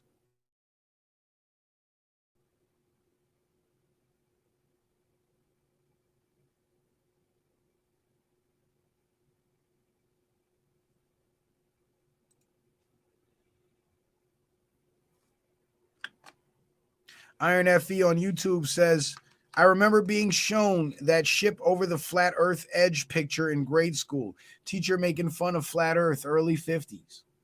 Wiggleman says that's all that we at this level on the pyramid know. Those folks that run the world, so to speak, know way more. Right, knowledge is power. And they've been able to seize power because they have the true knowledge of the earth and they've hidden it from us. And in that article where it says, instead of arguing evidence and facts, try to build trust, I think that statement actually holds some truth on our end of things as flat earthers, not in the sense that we have to get them to trust us and make them believe us. No, not at all. We just have to get them to trust their own instincts, because their instincts tell them that the government is not to be trusted. And then stress to them the importance of remembering or being mindful of the fact that NASA is one of the biggest, most heavily funded parts of the government. So if you don't trust the government, why would you trust the one agency that gets the most funding? Seems a little ass backwards when you think about it, doesn't it?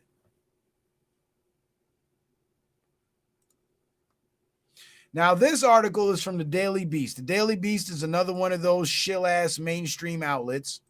And I love the fact that they actually decided to touch on this topic, because I've touched on this topic before when it comes to Space Force. And the Daily Beast says, flat earthers called Trump's Space Force idea impossible. And in the article, they talk about how flat earthers are saying Space Force is impossible because there is no space, which is true. But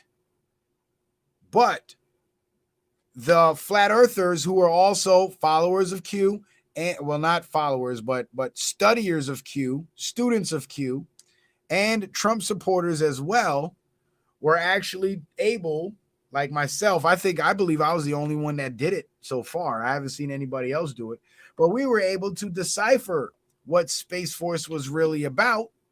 And when you add up all the digits in the so-called founding date, which is December 19th, 2020, no, December 19th, 2019, it adds up to 17, which is Q.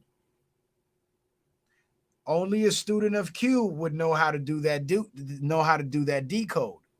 But once you see that the Q appears in the founding date, then that means there's more coded messages in the information posted about Space Force. And that another one of those coded messages was Space Force's true role, because it said space this, space that, space this, space that, information space. And the information space is the internet. So the flat earthers were right in the sense that Space Force, as in flying spaceships, is impossible because there is no space, but rather Space Force was about the internet. And that's where the mainline flat earthers, or the majority flat earthers, fell short, because they were on the right track in saying Space Force is impossible, but they never made it as far as decoding what Space Force was really about. And Space Force was about scouring the internet, looking for these perverts and these pedophiles, and collaborating through the Joint Special Operations Task Forces to cooperate and collaborate with local police in order to set up these sting operations, rescue these victims, and bust these perverts.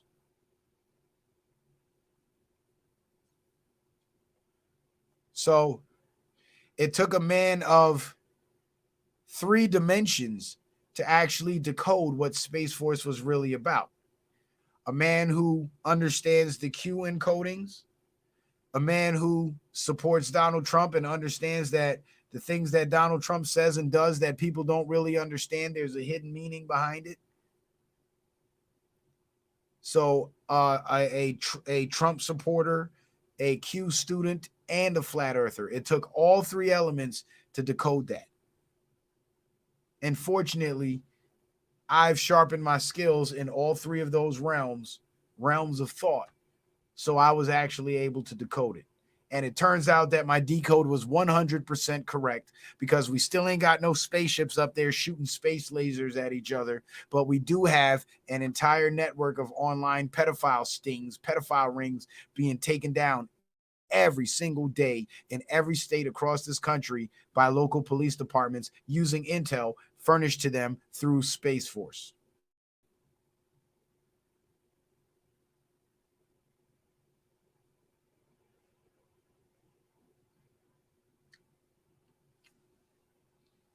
So I love that the flat earthers actually chimed in on the Space Force thing. They just slightly missed the mark. And this article was from back in 2018 when they started censoring flat earth. And of course, there's the image comparing Donald Trump to flat earthers, and look at the flat earth model. So they make fake arguments and straw man arguments against Trump, and they make fake arguments and straw man arguments against the flat earth. And this is why Trump can't publicly come out as a flat earther, because if he were to do that, the conservatives that believe in the globe and have bought into the science propaganda, to the fake science, they're going to lose support for him, because they're going to think he's crazy. And then all the mainstream media smears against him are going to start to hold weight in their minds. I mean, shit, look at how us content creators get treated when we bring flat earth to a new audience that doesn't know anything about it. Look at the way we're treated and the way we're received. That doesn't work very well in politics. And the politics is too real to play around with that and take a risk like that. So unfortunately, because of the brainwashing in the minds of so many people, that's got to remain a secret, or at least it has to remain unsaid. But Trump did take flights that illustrate the flat earth path, like the story of the woman coming from China to LA to have her anchor baby in LA so the baby would be an American citizen, went into labor early and ended up having the baby in Alaska, and then went forward on to LA. Trump visited Vietnam, and on his way back from Vietnam to LA, he stopped in Alaska. That's LAX to Alaska to Vietnam. Well, LAX to Vietnam, Vietnam to Alaska to LAX. Straight fucking line on the flat earth. Straight line on the flat earth. And not to mention his former lawyer, Lynn Wood, coming out as a flat earther, saying NASA's full of shit too. So there you have it, his legal counsel. Now, here's the thumbnail that everybody been waiting to hear about. The Hill, Washington governor calls Trump a flat earther. 7/27/16. This is July 27th. This is before Trump even became president, mind you. Before the man even set foot in DC. And guys, I appreciate the support for the show. Keep supporting the broadcast. If you haven't hit the Cash App and put nothing in the pot, we are taking tithes and offerings throughout the show. So if you guys feel so inclined to support the broadcast, please feel free to, damn, I just peeled the scab off my arm. Now I'm bleeding. Please feel free to support the broadcast by sending in a kind donation via Cash App, PayPal, or Venmo. The tags are scrolling across the screen in the banner below. The links are pinned to the top of the YouTube chat and also posted in the description box of every video. So support, support, support. R&B Base says, is it bad? Is what bad?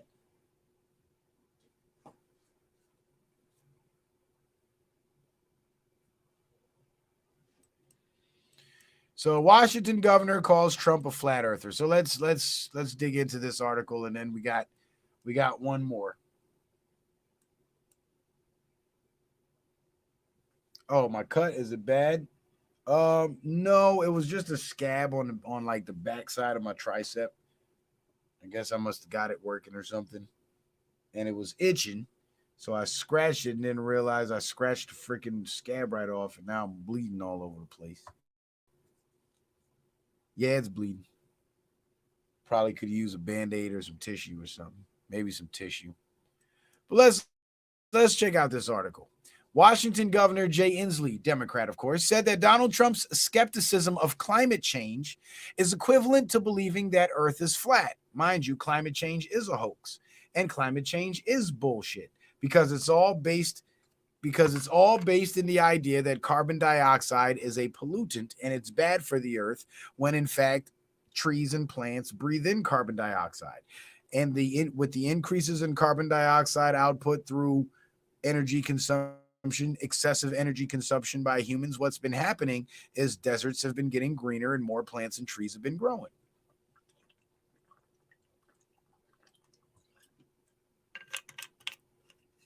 From the top of the Trump Tower, you can see the curvature of the Earth, Inslee, a supporter of Democrat Hillary Clinton, said of the Republican presidential nominee's denial of the scientific consensus that climate change is caused mostly by human activity. Yeah, the human activity that's causing the climate change is actually their weather weapons. And it ain't climate change. It's actually climate disruption is what they're engaging in. And also, Inslee was dead wrong about Trump seeing the curvature from the top of Trump Tower. That's bullshit. And their god Neil deGrasse Tyson confirmed that would be bullshit. But anyway, so why the Republicans have given us somebody who belongs to the Flat Earth Society. Now, Trump doesn't really belong to the Flat Earth Society. He's being tongue-in-cheek here. But again, he's comparing Trump to flat earthers because both are to be disparaged equally. I don't understand, he said at a Politico event on Wednesday near the Democratic National Convention in Philadelphia. Inslee similarly labeled Republicans in Washington state legislature as flat earthers for acting last year to block the comprehensive climate change legislation he endorsed. Mind you, that comprehensive climate change legislation includes gas taxes, which is going to raise fuel costs. It includes taxing people by the mile. It includes cutting back on meat production by killing off livestock in the farms, cutting back on food production, etc. Hang on a second. My first aid has arrived.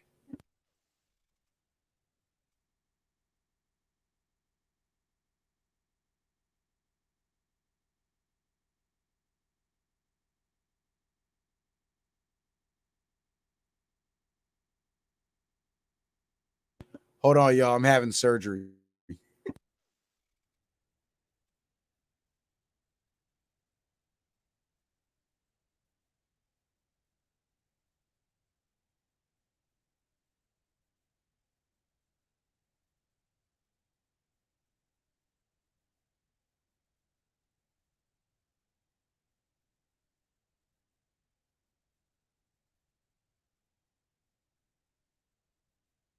Hit the Cash App, y'all. I got to cover this medical bill.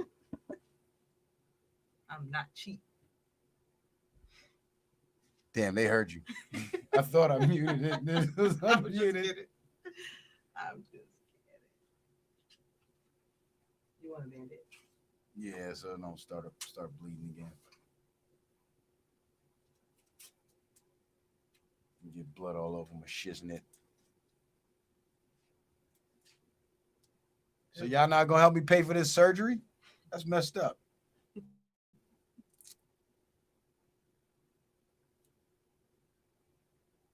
think the kids use all the bigger ones. Yeah. For what? They're kids. Oh man. Is that really a question? That's why they say keep out of reach of children. They're way up there, but we They gonna waste that shit. Man. All right, I'm out of here. Okay. You good? You need more water? Nah, I'm straight. Thank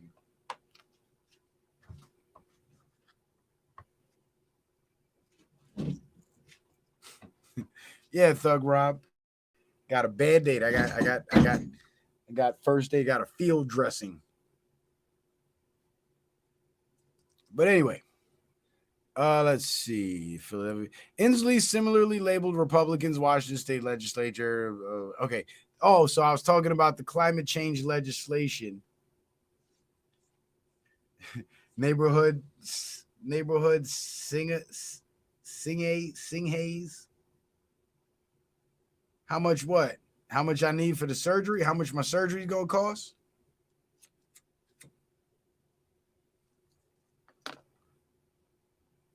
I don't even know, man. You know, you never know how much your hospital bill is until after they send you the bill. They don't tell you like it's gonna be $2,000. They don't tell you that shit. He said, "Yeah, that was just my surgery. About 4,500. About 4,500." Trump has repeatedly said that he does not. And I was just joking about the surgery, by the way. I just peeled a scab off my arm and it started bleeding. So R&B Bay came out, she cleaned it up for me and put a Band-Aid on me. That was the surgery I was having. But I still need y'all to hit the Cash App and support the broadcast, though.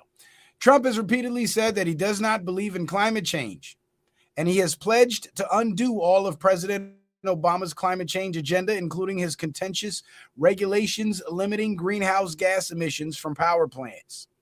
And this is why people's electric bills went up so high under Obama, because he was shutting down the coal power plants and trying to switch us to quote unquote green energy, which ended up being more expensive, more costly. Oh, neighbor, he said, "Nah, man, I thought it was serious, bro." Nah, bro. If it was serious, I would have been more serious about it, and I probably would have opened up the show by saying that. No, I don't need surgery. Thank God, I'm in good health, able-bodied, and functional. I was just joking about it. You know what? It was probably a bad joke, and I probably shouldn't be joking about that kind of stuff. Because there might come a time where I might actually need surgery. Like, oh, he's joking again.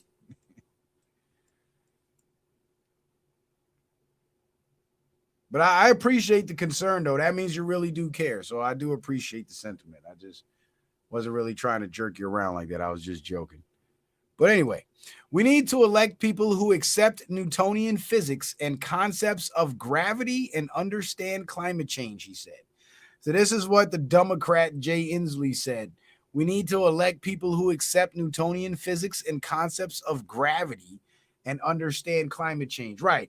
People who understand that climate change is their vehicle to more taxation. Climate change is their excuse to shut down our energy production and shut down our economy so we can be bought up by the highest bidder.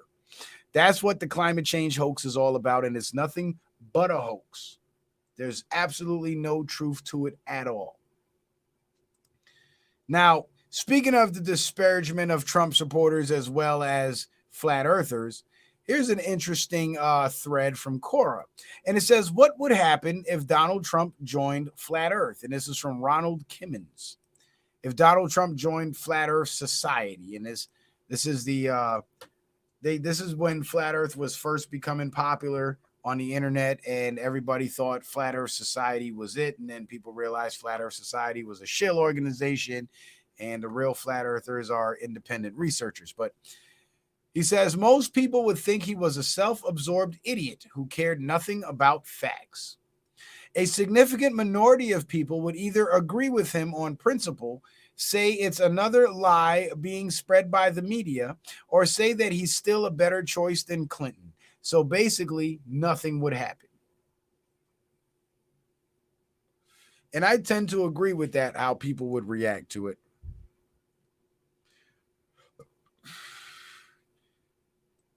Now, this guy, Chris O'Leary, he looks gay. But anyway, what would happen if Donald Trump went crazy and announced that he was a flat earther? There would be three basic reactions among his supporters. So now this half a fag over here knows how Trump supporters would react, even though he's probably never spoken to a Trump supporter because he hates Trump and hates Trump supporter. And one among everyone else, he says. Everyone else, holy shit, I mean, are you all seeing this?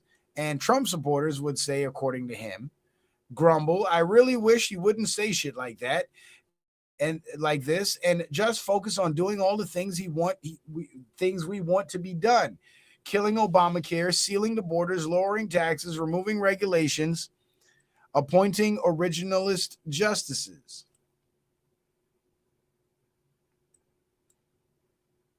And the second group, Group B, he claims, would say, believe it or not, actually biggest section. Ha, yeah, I know what you think he said about Earth being flat, but that's not really what he meant. He's just jerking everyone's chain.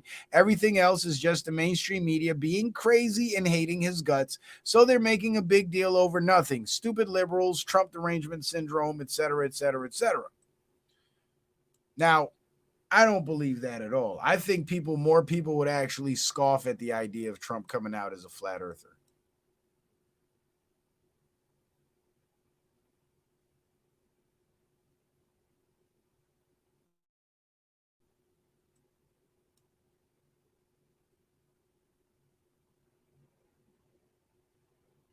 Our Lord and Savior, and this is the third group that he describes, our Lord and Savior, the Donald, has access to all the information in the world. That kind of sounds like the globe earthers, right?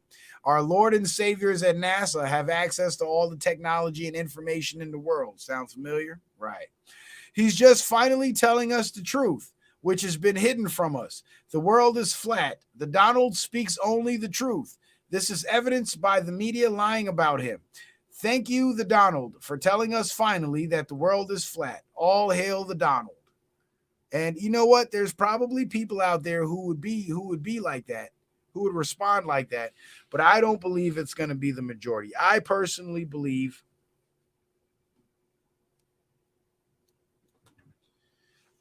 really, Iron Effie, Donald Trump really said that? I knew he was a flat earther. I didn't even know he said that. Iron Effie says, before Trump was first elected, I remember him saying, "All my pilots know the Earth is flat." Wow, I did not even know he had joined in the conversation. That's very interesting to know, and that proves, if that's true, that proves what I've been saying and what I've deduced from Donald Trump, the people around him, and his own actions and words, that he believes Earth is flat too. He just can't say it because it's not politically popular, which brings me back to the point that I was about to make, which was, I believe the majority of Trump supporters would actually abandon him for fear of being ridiculed as a flat earther, a heretic. Wiggleman says, yes, he said it live.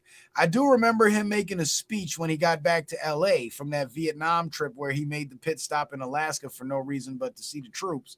And then he flew to LA. And during his speech, he was talking about, something changes happening in the world. And he said, it's plain to see across the plain, was his exact words. And for some reason, I can't remember when that speech was, where that speech was. Well, I do know it was in LA. But I don't remember what he was actually speaking about, and I still haven't been able to find that soundbite. And God knows I am desperately trying to find that shit.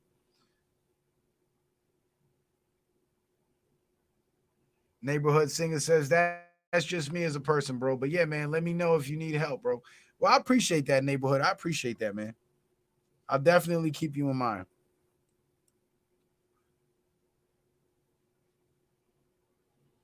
Oh, Wiggle Man, you need a wrench. I haven't wrenched you up yet. You've been donating consistently.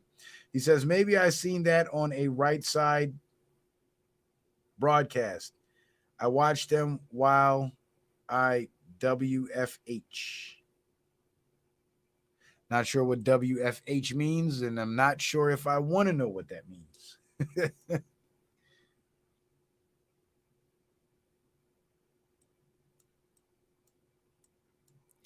So the conversation, so this outlet here reported 5 ways Trump and his supporters are using the same strategies as science deniers. And this again, work from home, gotcha. And this again is another article disparaging Trump and disparaging people who decide they don't believe, they don't trust the mainstream scientists, as they shouldn't. This is why they came up with their term for the heretics, which is science denier. You remember back in the day when they would burn witches at the stake, a heretic. That's basically what they're doing here. But if Trump is a science denier and me being a flat earther makes me a science denier, I wear that label as a badge of honor, because the science that they're pushing ain't science at all. It's a religion. So when they use the word science, they refer to their religion. And when they say deniers, that means people who aren't bought into their religion. So I will gladly proclaim myself, citizen man, to be a science denier. And if you are a flat earther, you should gladly proclaim yourself to be a science denier too.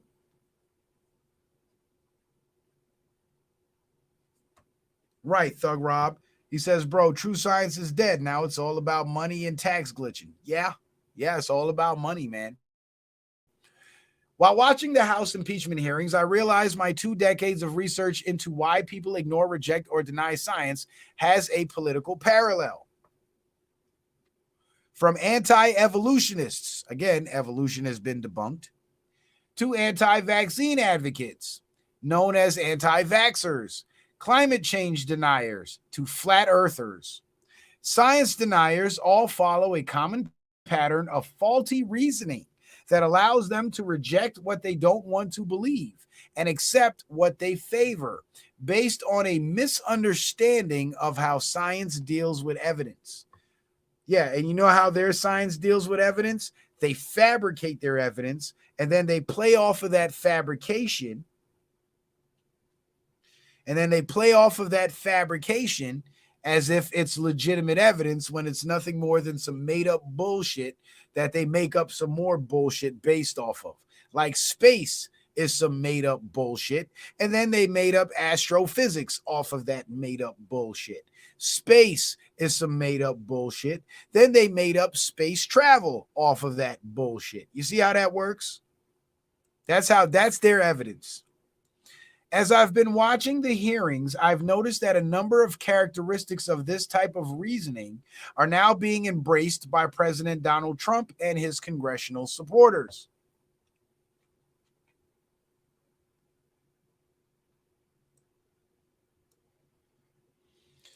Characteristic X. There are 5 common tactics used by science deniers. And I just love how they keep throwing out these labels, like these labels have always existed. Like they didn't just make that shit up a couple years ago.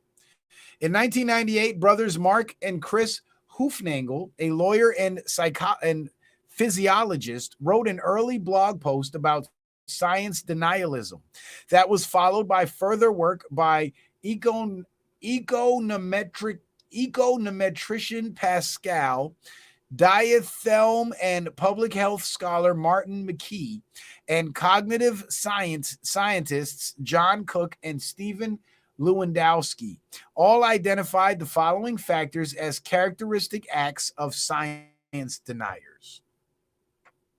So they got a whole profile built on science deniers. Ain't that something? Ain't that? Don't you just love these articles? Don't you just love the way I pick these articles apart? I enjoy doing this shit. I'm not gonna lie to you. This is I have to say, Flat Earth Wednesdays are starting to become my favorite shows because I really enjoy giving you guys different angles of, the flat Earth teachings. And that when I show you the other side of what our ideological adversaries are saying, it just further solidifies what we, the flat earthers, have been saying, because it shows the bias, the logical fallacies, the lies, the deception, the propaganda pushers. Like, it gives us a holistic view of the entire enemy propaganda machine.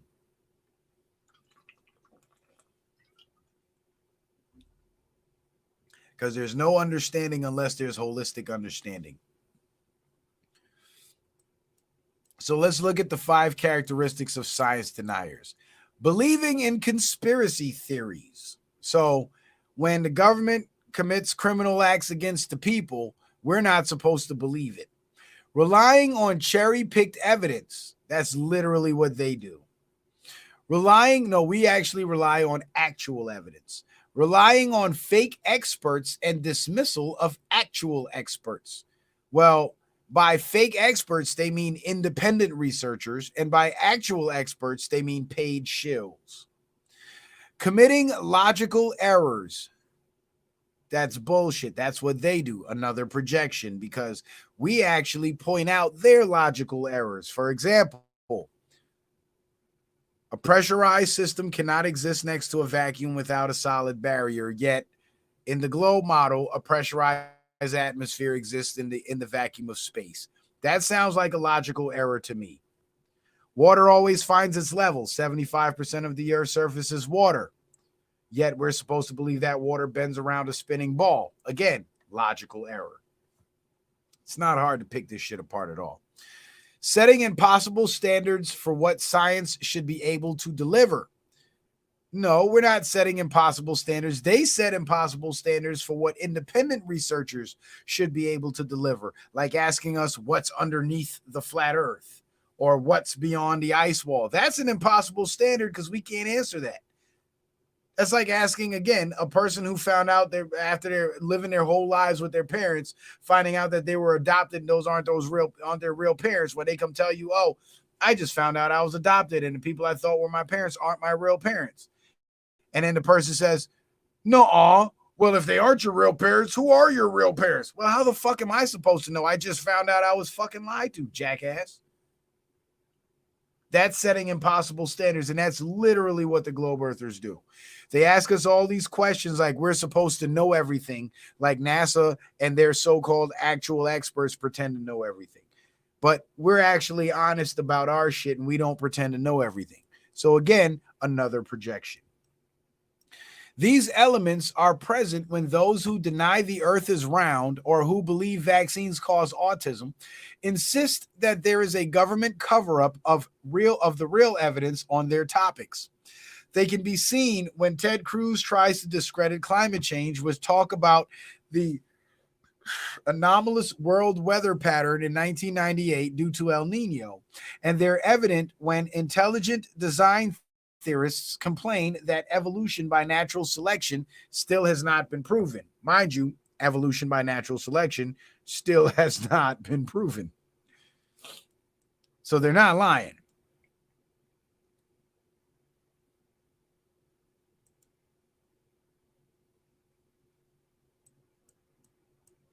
Alternative reality. Trump and his defenders in Congress echo this pattern, even though Trump has firsthand knowledge of some of the facts under dispute, whereas his supporters may not. All seem to have bought in fully to the idea that the actual political situation is not the one pictured in the mainstream consensus of facts and evidence, but instead is based on an alternative reality. Mind you, their so-called facts and evidence are all their fabrications that create their alternative reality, like looking out at a flat horizon and being made to believe that there's a curve somewhere there. That's creating an alternative reality. Or standing on a flat stationary ground and looking up at the stars revolving, or the sun and moon revolving above you in the sky, as evidence of the ground, using that as evidence of the ground moving beneath you. That's creating an alternative reality, because now you're actually denying what you're seeing in reality and creating an alternative reality in your mind where what NASA told you is true. Here are the 5 ways Trump and his allies use the same strategies as science deniers. 1. Conspiracy theories. During his questioning of Ambassador Bill Taylor and other witnesses at the impeachment hearings, Republican counsel Steve Castor repeatedly pursued a debunked conspiracy theory involving an alleged plot in which Ukrainian government and not the Russians interfered with the 2016 presidential election because they were out to get the president. And again, these so-called conspiracy theories have been proven with documentation. Cherry picking. Gordon Sondland, U.S. ambassador to the European Union, testified before the House Intelligence Committee that President Trump told him, "I want nothing from Ukraine. I want no quid pro quo." Trump and his supporters focused on this statement as evidence of his innocence, despite the fact that in other testimony by Sondland that day, he said Mr. Giuliani's requests were a quid pro quo for arranging a White House visit for President Zelensky. Mr. Giuliani was expressing the desires of the President of the United States, and we knew that these investigations were important to the president. So how is that even cherry picking?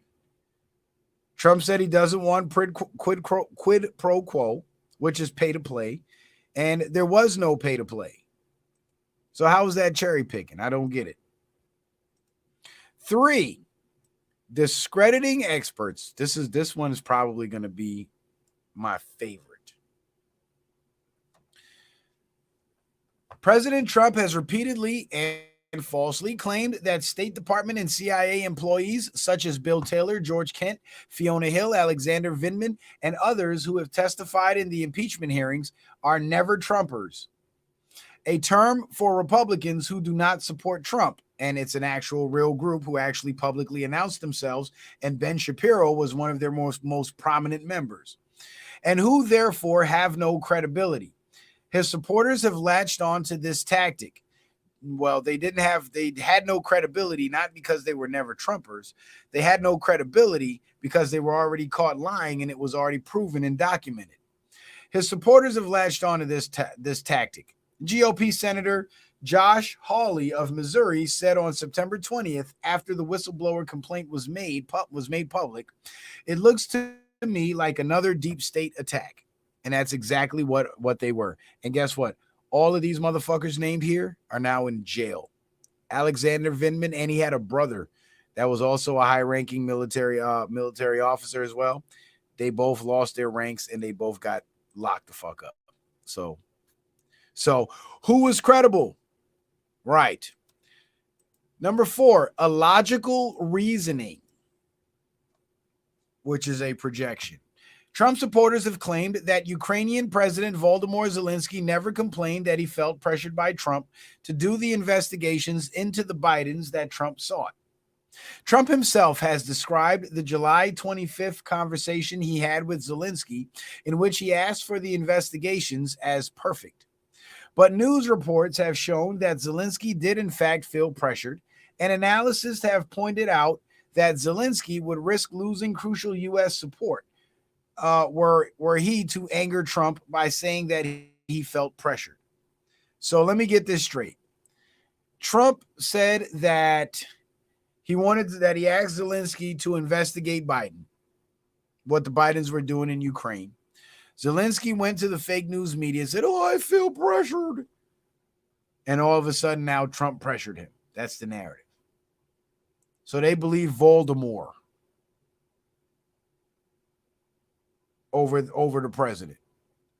But this is what they call illogical reasoning. This entire argument they're trying to make is illogical reasoning. Double standard for opponents.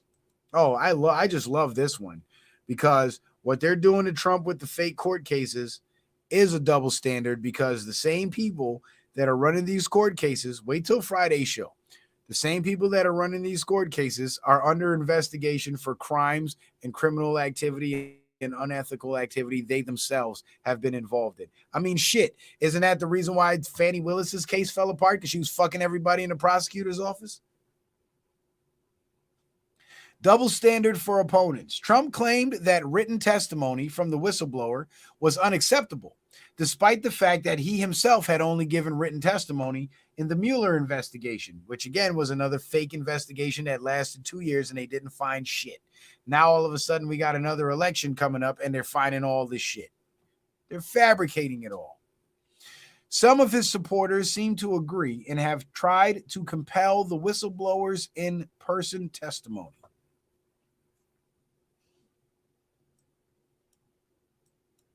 So what if the written testimony is a sworn deposition? It's as good in court as a sworn statement or a statement made on a stand under oath, because when you do your deposition, you're deposed under oath.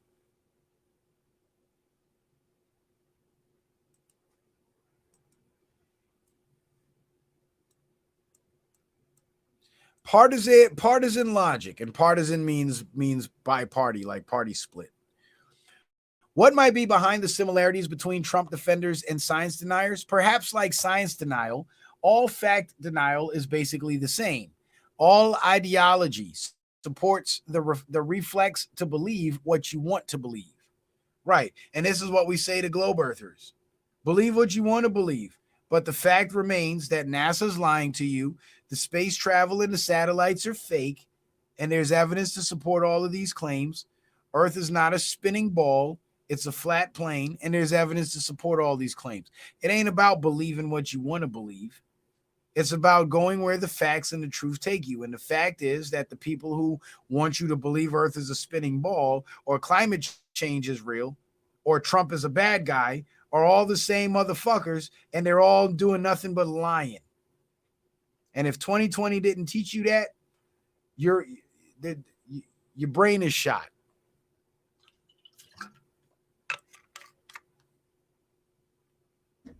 You got to be slow. You're slow. Scholars have studied the role of identity in shaping belief and concluded that sometimes even empirical beliefs can be tribal, reflecting what the other people on your team want you to believe. Adherence to a belief is not always based on evidence, right? Just like those globe earthers that are afraid to say, you know what? The globe is bullshit and Earth is flat. They have to adhere to the globe earth belief. even though it's not based on evidence. It's based on what NASA and the so-called actual experts told them. So they're literally describing themselves here. The danger, of course, is that even as new facts come in, people won't change their minds. This is the direct opposite of good empirical reasoning. Well, this is why us flat earthers who started out as globe earthers are now flat earthers, because we discovered new facts about our world and we changed our minds. We started out believing in the globe just like every other globe believer. And then we started to realize that NASA's fake, the pictures of Earth are fake,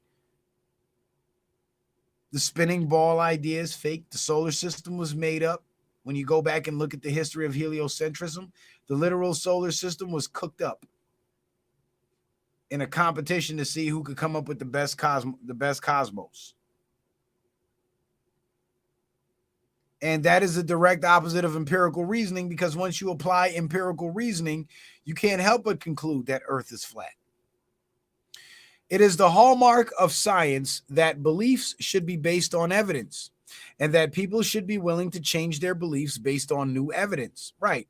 And again, us flat earthers discovered new evidence and we changed our minds. The globe earthers are being confronted with new evidence every time they engage in a debate with a flat earther, yet they refuse to change their mind. They don't want to change their belief because it's their religion. This means that people should be able to specify in advance what evidence, if it existed, would be sufficient to get them to change their minds. But are Trump and his congressional supporters doing that?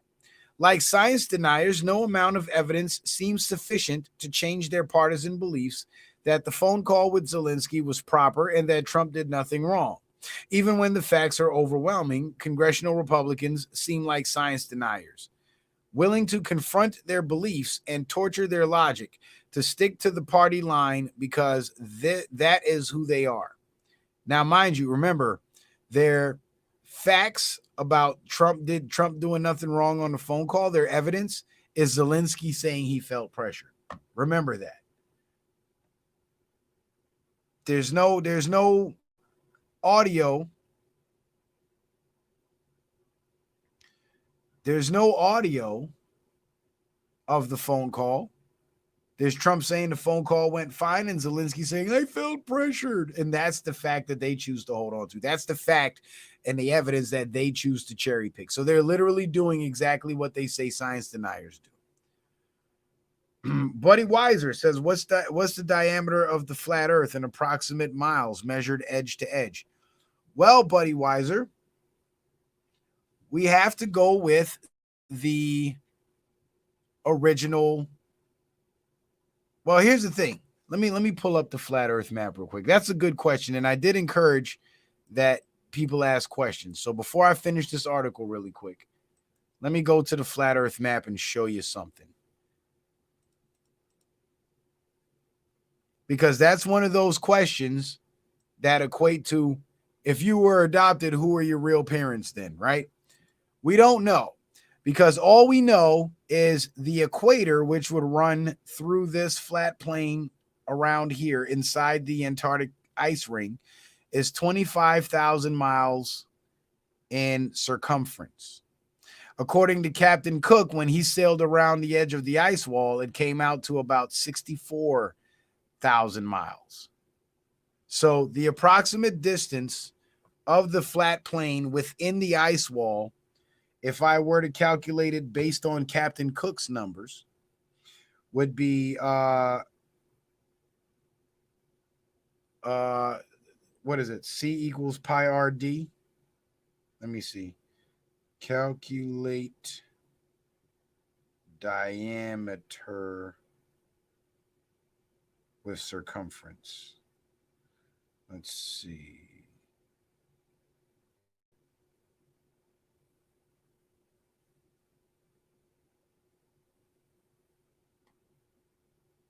Okay, use the formula D equals circumference divided by pi. And if I'm not mistaken, pi is 3.14, correct? Yes, 3.14. So 64,000 miles, 64,000 divided by 3.14 will give us a diameter of approximately 20,300 miles across through the center from edge to edge. So, Buddy Weiser, about 20,000 miles or so. That's the best answer I can give you based on the only measurement that we have recorded of this actual ice ring, the inner circumference of this ice ring, which, according to Captain Cook, was 64,000 miles. So based on that circumference measurement, D equals circumference divided by pi, and that gives you 20,000 miles. So it's about 20,000 miles edge to edge, Buddy Weiser. And you see how I just kind of figured that out on the spot? I didn't have to go back and reference no scientist. The only reference that I made was the only recorded measurement that we have of the Antarctic ice wall. If there was other measurements, we could use those other measurements and see what number we come up with. Like, let's say they were 3 different captains that sailed around besides Captain Cook. So 4 different captains, including Captain Cook, that sailed around the Antarctic ice wall. And one recorded 62,000 miles. The other one recorded 59. The other one recorded 64. What we would do is take all 3 of those measurements, calculate the approximate diameter based on each one of those measurements, add all 3 of those diameter calculations together, and divide them by 3. And that would give us an average of all 3 diameters based on all 3 circumference measurements. And that way, that one average is what our approximation of the diameter would be. But since we only have one measurement of the circumference, which is 64,000 miles, according to Captain Cook, based on that measurement, I would put the diameter at about 20,000 miles. Buddy, I hope you're still here, and I hope you caught that part, brother. But that's what you call thinking for yourself.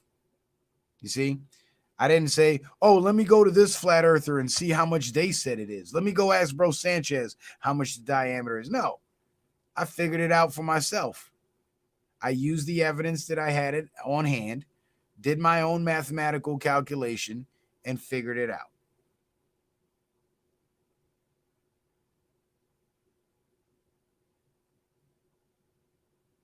And it's unfortunate that the only calculation we have is from Captain Cook, because we should have had, with all the equipment and technology that NASA and the military and the government has, we should have had an accurate measurement of the Antarctic ice ring.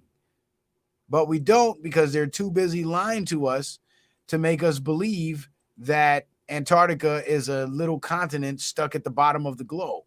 So we'll never get an actual measurement out of them.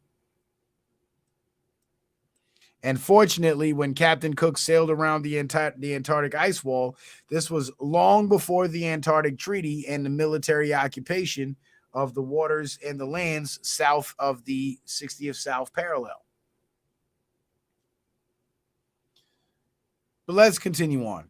Like science deniers, no amount of evidence seems sufficient to change their partisan beliefs that the phone call with Zelensky was proper and Trump did nothing wrong. Even if facts are overwhelming, congressional Republicans seem like science deniers willing to contort their beliefs and torture their logic. To stick to the party line, that is who they are. Mind you, again, everything this article is saying about the pro-Trump Republicans is literally what they're doing, because they're going strictly based off. They're saying the congressional Republicans are going strictly based off Trump's words, so that makes them disingenuous. But they're going strictly off Zelensky's words. So by that logic, what's that make them? They can't even argue their point without making themselves look stupid. And again, as abhorrent as these articles may be in terms of lies and propaganda, I love tearing them apart. As Senator Lindsey Graham recently put it, I don't care what anybody else says about the phone call. The phone call, I've made up my own mind, is fine. In science, such behavior means that one is eventually read out of the profession. You're not fired. Your tenure isn't revoked, but you're no longer taken seriously anymore. Yeah, ain't that what happened to Neil deGrasse Tyson with all his cherry picking and denying of evidence? He's not being taken seriously anymore. That's why his star talks are bullshit. In politics, it is not yet clear what the consequences might be. Well, we see what the consequences are of doing exactly what you're accusing conservatives of doing, because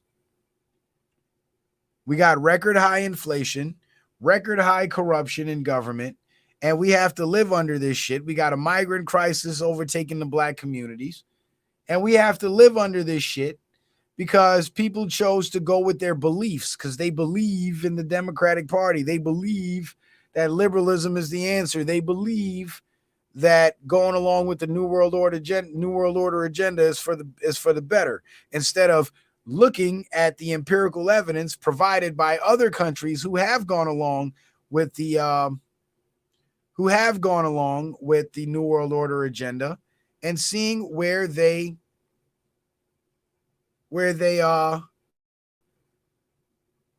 at today, seeing how fucked up those countries are. So in politics, the consequences are clear.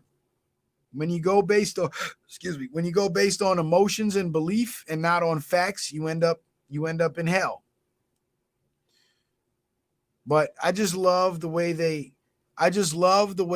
disparage Trump and they call him a science denier and lump him in with the flat earthers, because you know what? That's right where he belongs. Because as flat earthers, we're no different than Donald Trump in terms of the conversation when it comes to flat earth, globe earth.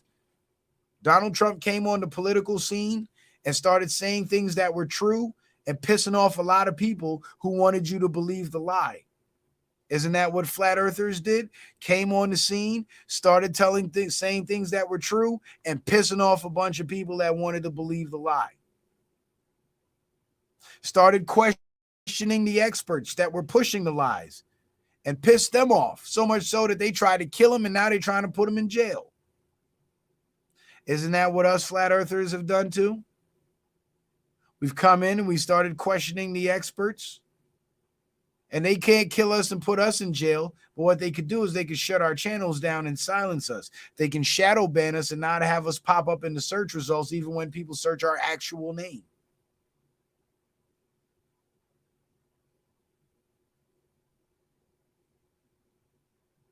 And this is why, as a flat earther, I have to say salutes to Donald Trump, because that motherfucker is the truth. And I know he's the truth because the same motherfuckers that's been lying to us about politics, lying to us about the globe earth, lying to us about science, lying to us about history are the same ones lying to us about Donald Trump.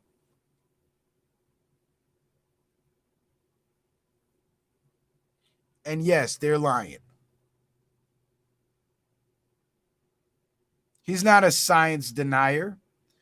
He's just not signing on to your scientism religion.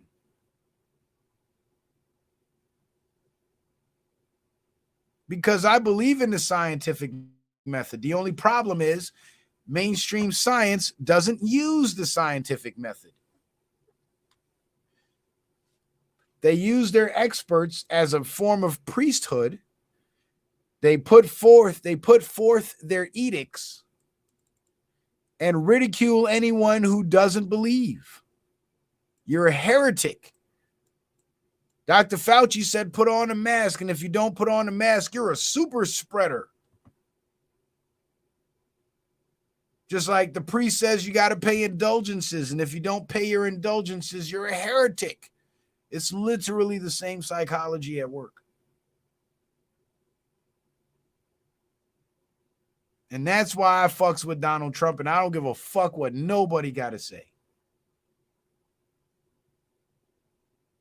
They investigated that man for 2 years. 2 years. Using Robert Mueller, and he found nothing.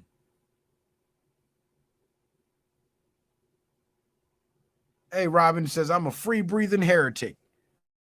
I think we all are at this point.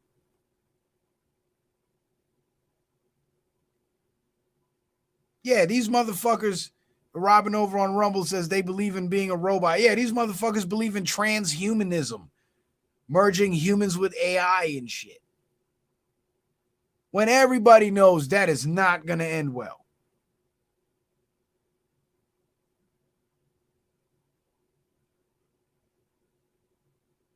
But they believe in it. They don't care about the evidence. They don't care about the potential consequences. All they care about is what their belief tells them is going to be the end result, which is a more controlled, regulated society.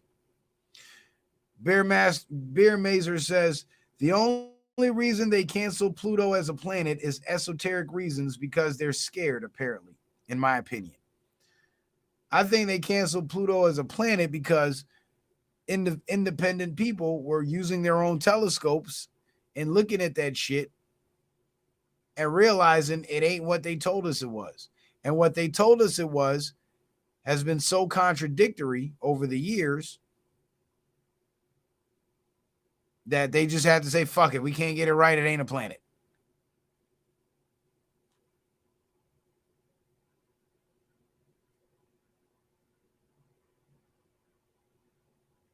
And guys, we did pass the halfway mark on the donation charts. We just need a few more donations so we could try to hit that goal. Right now we got 1, 2, 3, 4, 5 supporters. We need 5 more supporters to hit that Cash App, PayPal, or Venmo. So if you feel so inclined, please feel free to do so. Drop a 5 on your boy, drop a 10, 20, 1, whatever.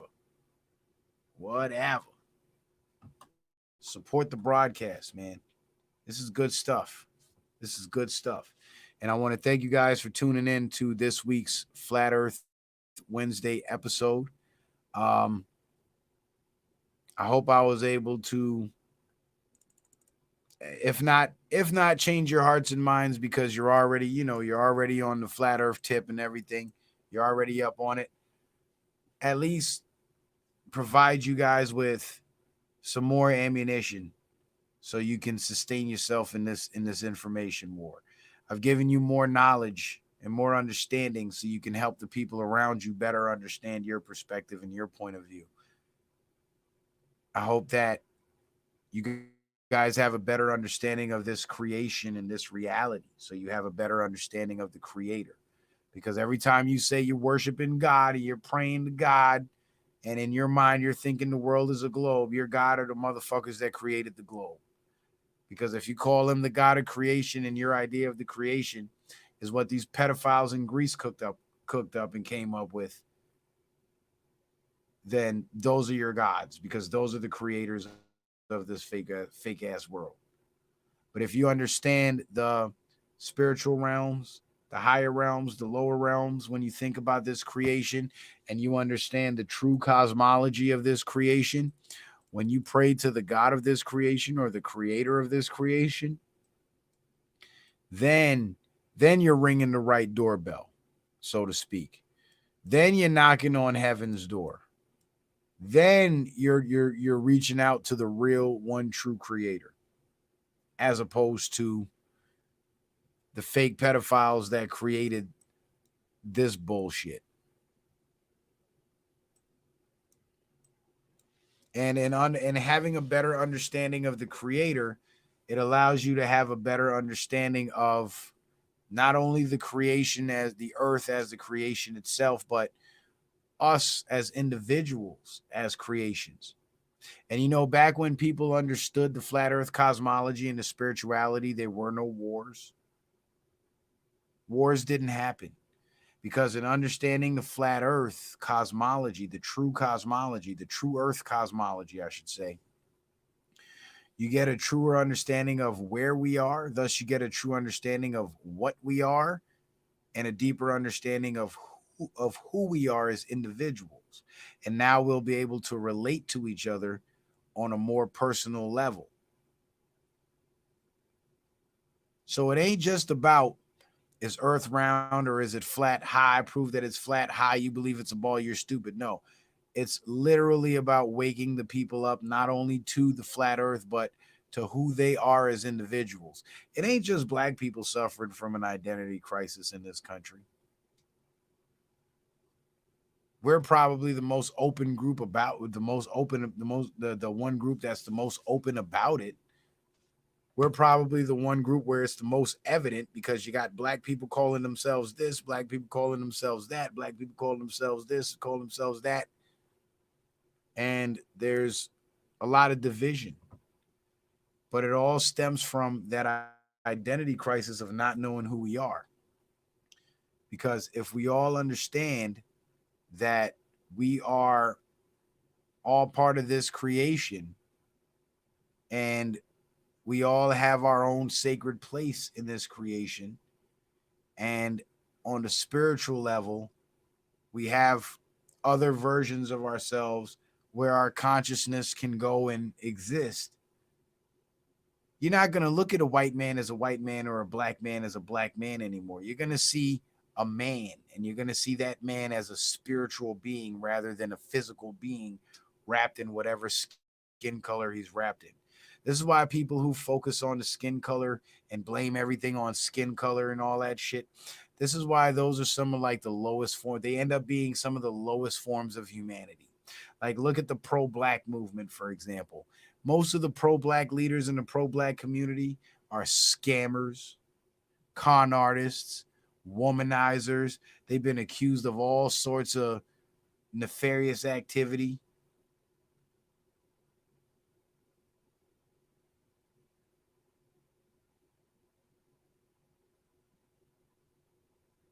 Because a lot of them are genuinely just bad people. Because only a bad person would find pleasure and value and joy in dedicating their time and their effort to preaching lies to people and not taking the time to research what they're preaching to make sure that what they're preaching is actually accurate and correct.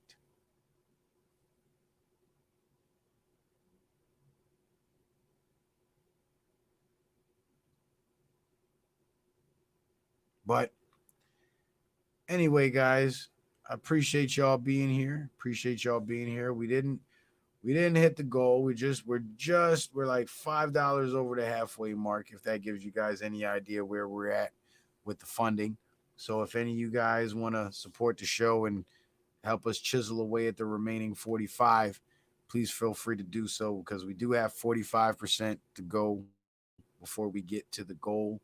That's one Trump challenge. So if there's some ballers out there that want to sponsor the show, feel free. Anybody else that, might have a few extra bucks to spare and enjoyed the content and see the value in the content, please support the content, support the channel, support the broadcast, because we have a lot of issues in the world that we're dealing with right now. A lot of social ills that plague humanity, no matter what color you are or where you come from. All around the world, we have all these social ills that plague humanity. And I believe that the way to cure those ills is to give people understanding of where we are, so they understand what we are, which essentially will lead to them understanding who we are.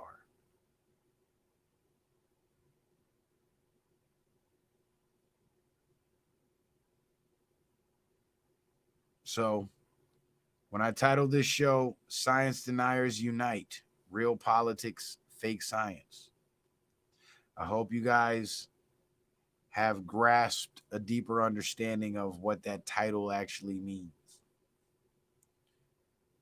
Science Deniers Unite, because we can't remain divided. If they're going to call us all science deniers, they're creating the unification for us. Because you might not wear a t-shirt that says flat earth, or I might not wear a t-shirt or a hat that supports Trump, but we both would wear a t-shirt that says science denier, though, right? You don't have to be political. It's truth and fact based.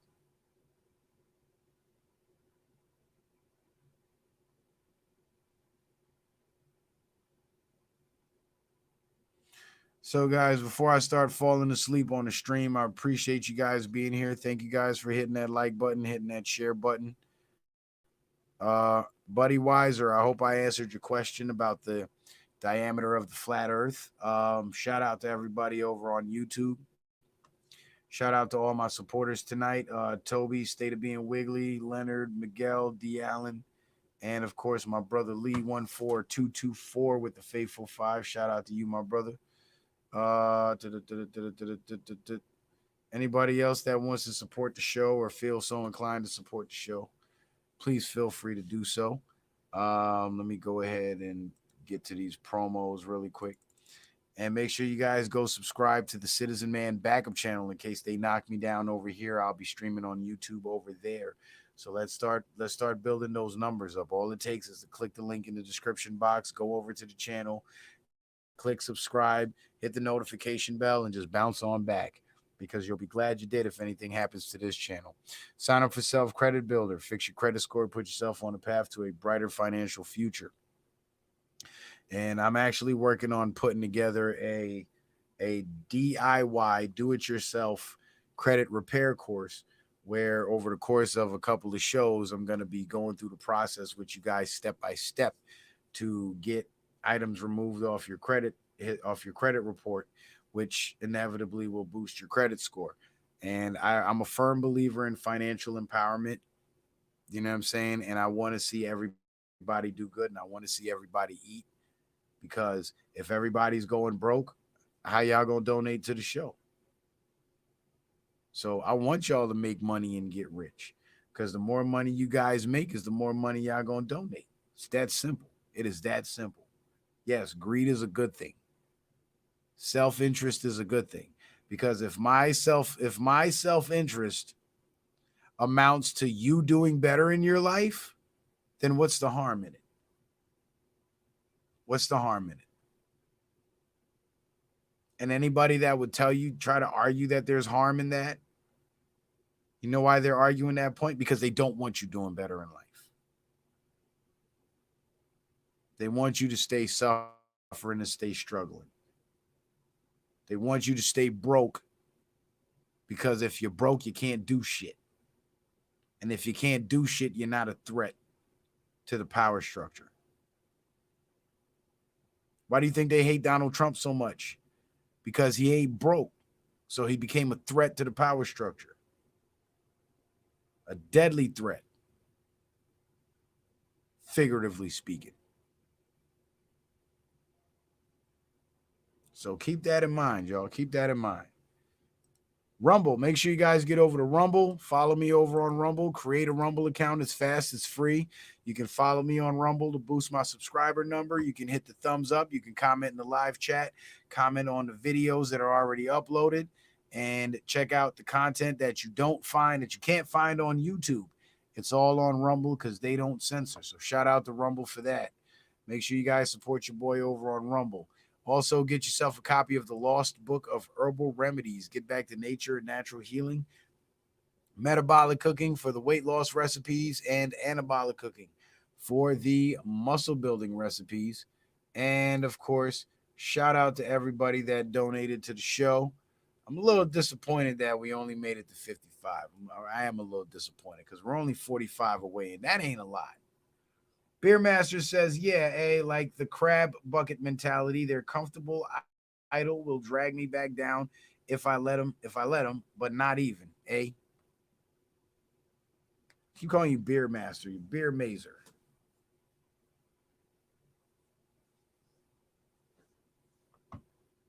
Yeah, it's the crabs in the bucket mentality. So, guys, we're one Trump challenge away from hitting our goal. We're at 55%. We got 57 people watching on YouTube, 43 people on Rumble. If everybody put $1, if everybody put 50 cents on it, we'll hit the goal. Shit. Support the broadcast, man. Yeah, you got $2 in your Cash App, but you can't buy shit with $2 anyway. But what you can do is you can support this excellent broadcast to guarantee that Citizen Man stays on air and I don't have to keep skipping shows because I got to work longer days. So support the show. And of course, the red X through the PayPal is because I no longer trust PayPal, even though they reinstated my account after suspending it for what somebody else said, and then started demanding my personal information. I kindly replied to them in the box where I was supposed to submit my information and told them to go fuck themselves and close my account because I did nothing wrong. And magically, apparently the information I sent them was sufficient enough to get my account reinstated, believe it or not. So the PayPal is still active. I just don't trust it, hence the red X. But if you guys would like to support the show, please feel free to do so.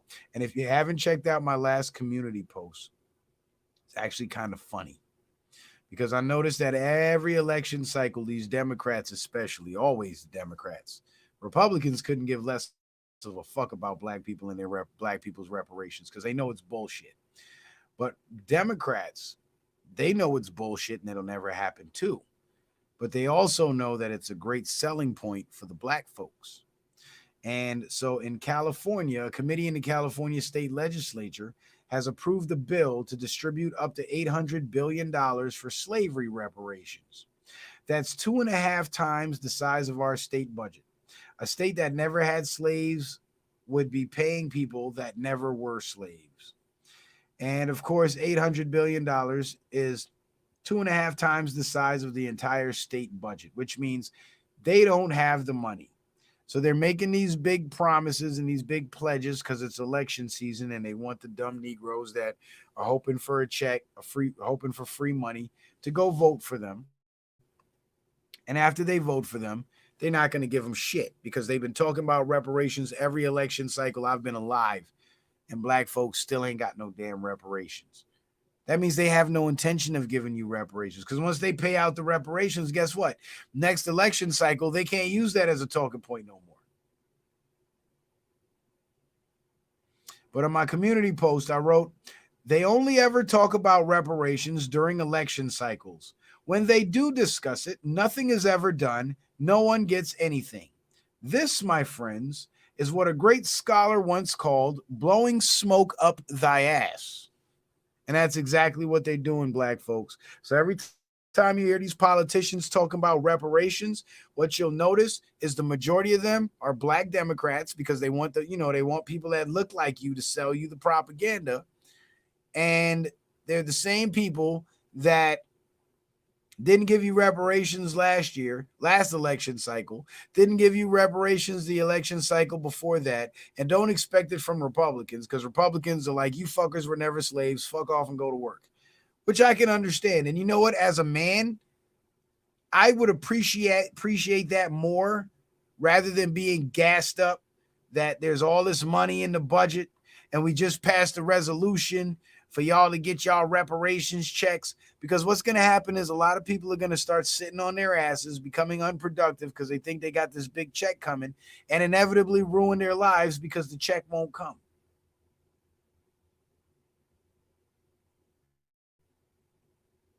Kanye West once said, George Bush doesn't care about black people. True. You know who else couldn't give less of a fuck about black people? The Democratic Party, the same ones running around screaming about reparations. So it's not that I'm against reparations because I believe that every wrong should be righted, and I'm a firm believer in justice and fair and equal treatment. I believe that if there were people in this country whose labor was stolen and their future generations alive today are still suffering economically as a result of that, I believe that amends should be made and compensation should be paid. But that compensation should be paid by the states that allow this theft of labor to occur.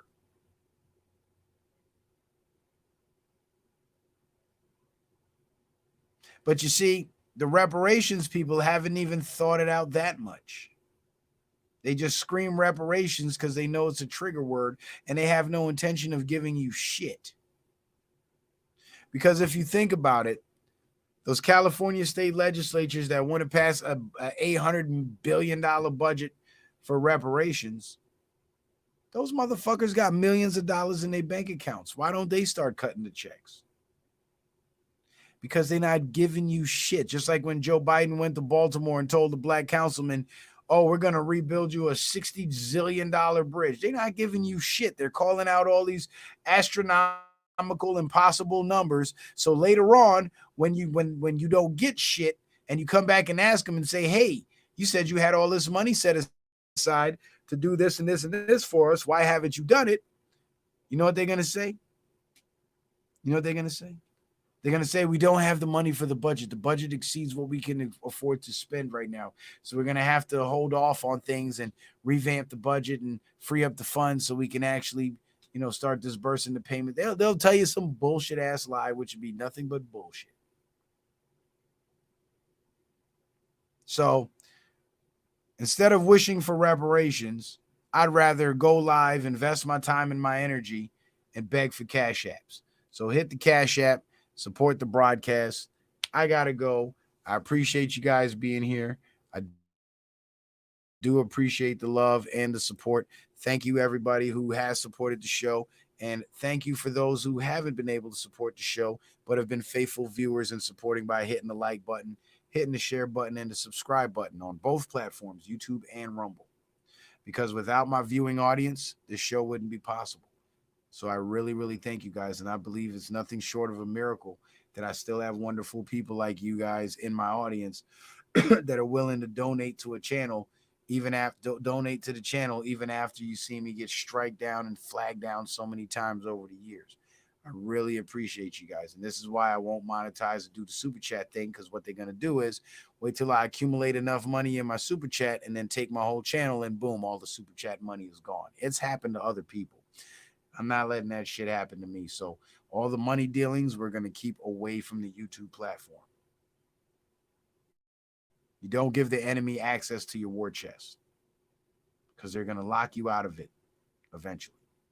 So anyway, guys, again, thank y'all for being here. Appreciate you guys. I'm still waiting on that 45% to come through. We got a Trump challenge to go. We're a Trump challenge short of the goal. So if 4 people drop 10 and 1 drop 5, that's 5 more donations to make it 10 donors. 2 people drop 21, drop 5. 3 people drop 10. 3 people drop 5. That'll get us to 45. Support the show. Robin says reparations paid by taxpayers who never damaged you and paid to a person who was never injured. What am I missing? Well, here's what you're missing, Robin. The reparations argument actually has some validity to it. And that's because the precedence has been set. There's been other groups of people who've had their labor stolen from them and lost their property and suffered financial ruin and were reimbursed, and even future generations were reimbursed. When the U.S. government made amends and paid out reparations for the Japanese internment camps, which happened in the 1940s, I believe the payments weren't made until about the 60s. The case didn't come up until about the 60s or the 70s. And in a lot of those cases, the elderly folks that had passed away in between time, their kids and their grandkids actually were awarded those reparations payments. So the precedent has been set for future generations to be paid, compensated for the wrongs committed against their past ancestors. But when it comes to the slavery thing, the waters have been muddied so much with the narrative that it can never be a one big blanket payment, because you'll always have people in line to receive the payment who aren't deserving of the payment and who aren't actually descendants of people who were economically harmed by the practice of slavery. So when you hear these politicians talking about reparations, they're blowing smoke up your ass because there's no way for them to actually do it. The way to get reparations is to study your family history, find out who were slaves, what state they were enslaved in, and then you file a lawsuit, a federal lawsuit against that state for allowing your ancestors' labor to be stolen without compensation, and then attach a price tag based on current inflation prices and make your demand in court. That's how it's going to work. It's never going to be a legislative thing where they sign legislation and pass money out. And the reason why it'll never be that is because federal law prohibits the government from passing any resolution or law pertaining to one particular group of people because of race, religion, sexual orientation, political ideology, etc., etc.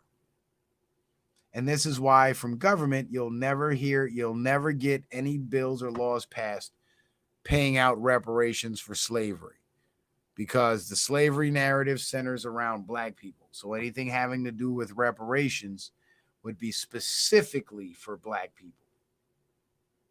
And the only way to get those reparations is for each specific black person who's a descendant of an actual person who was a slave, get their paperwork together, search up their family history, collect all those documents, and file a federal lawsuit. That's the only way.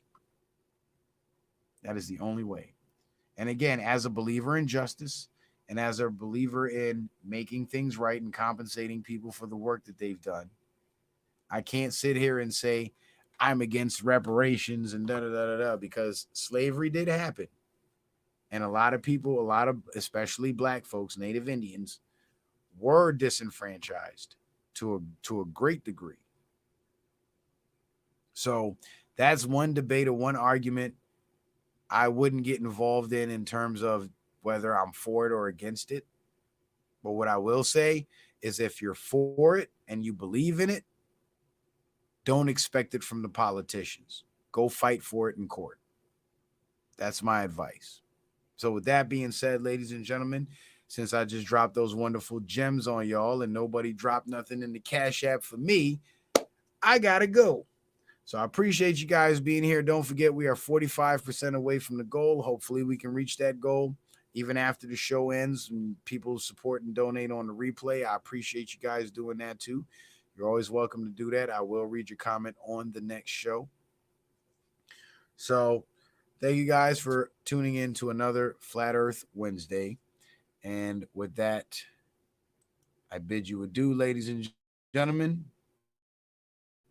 See you next time. Citizen Man, out.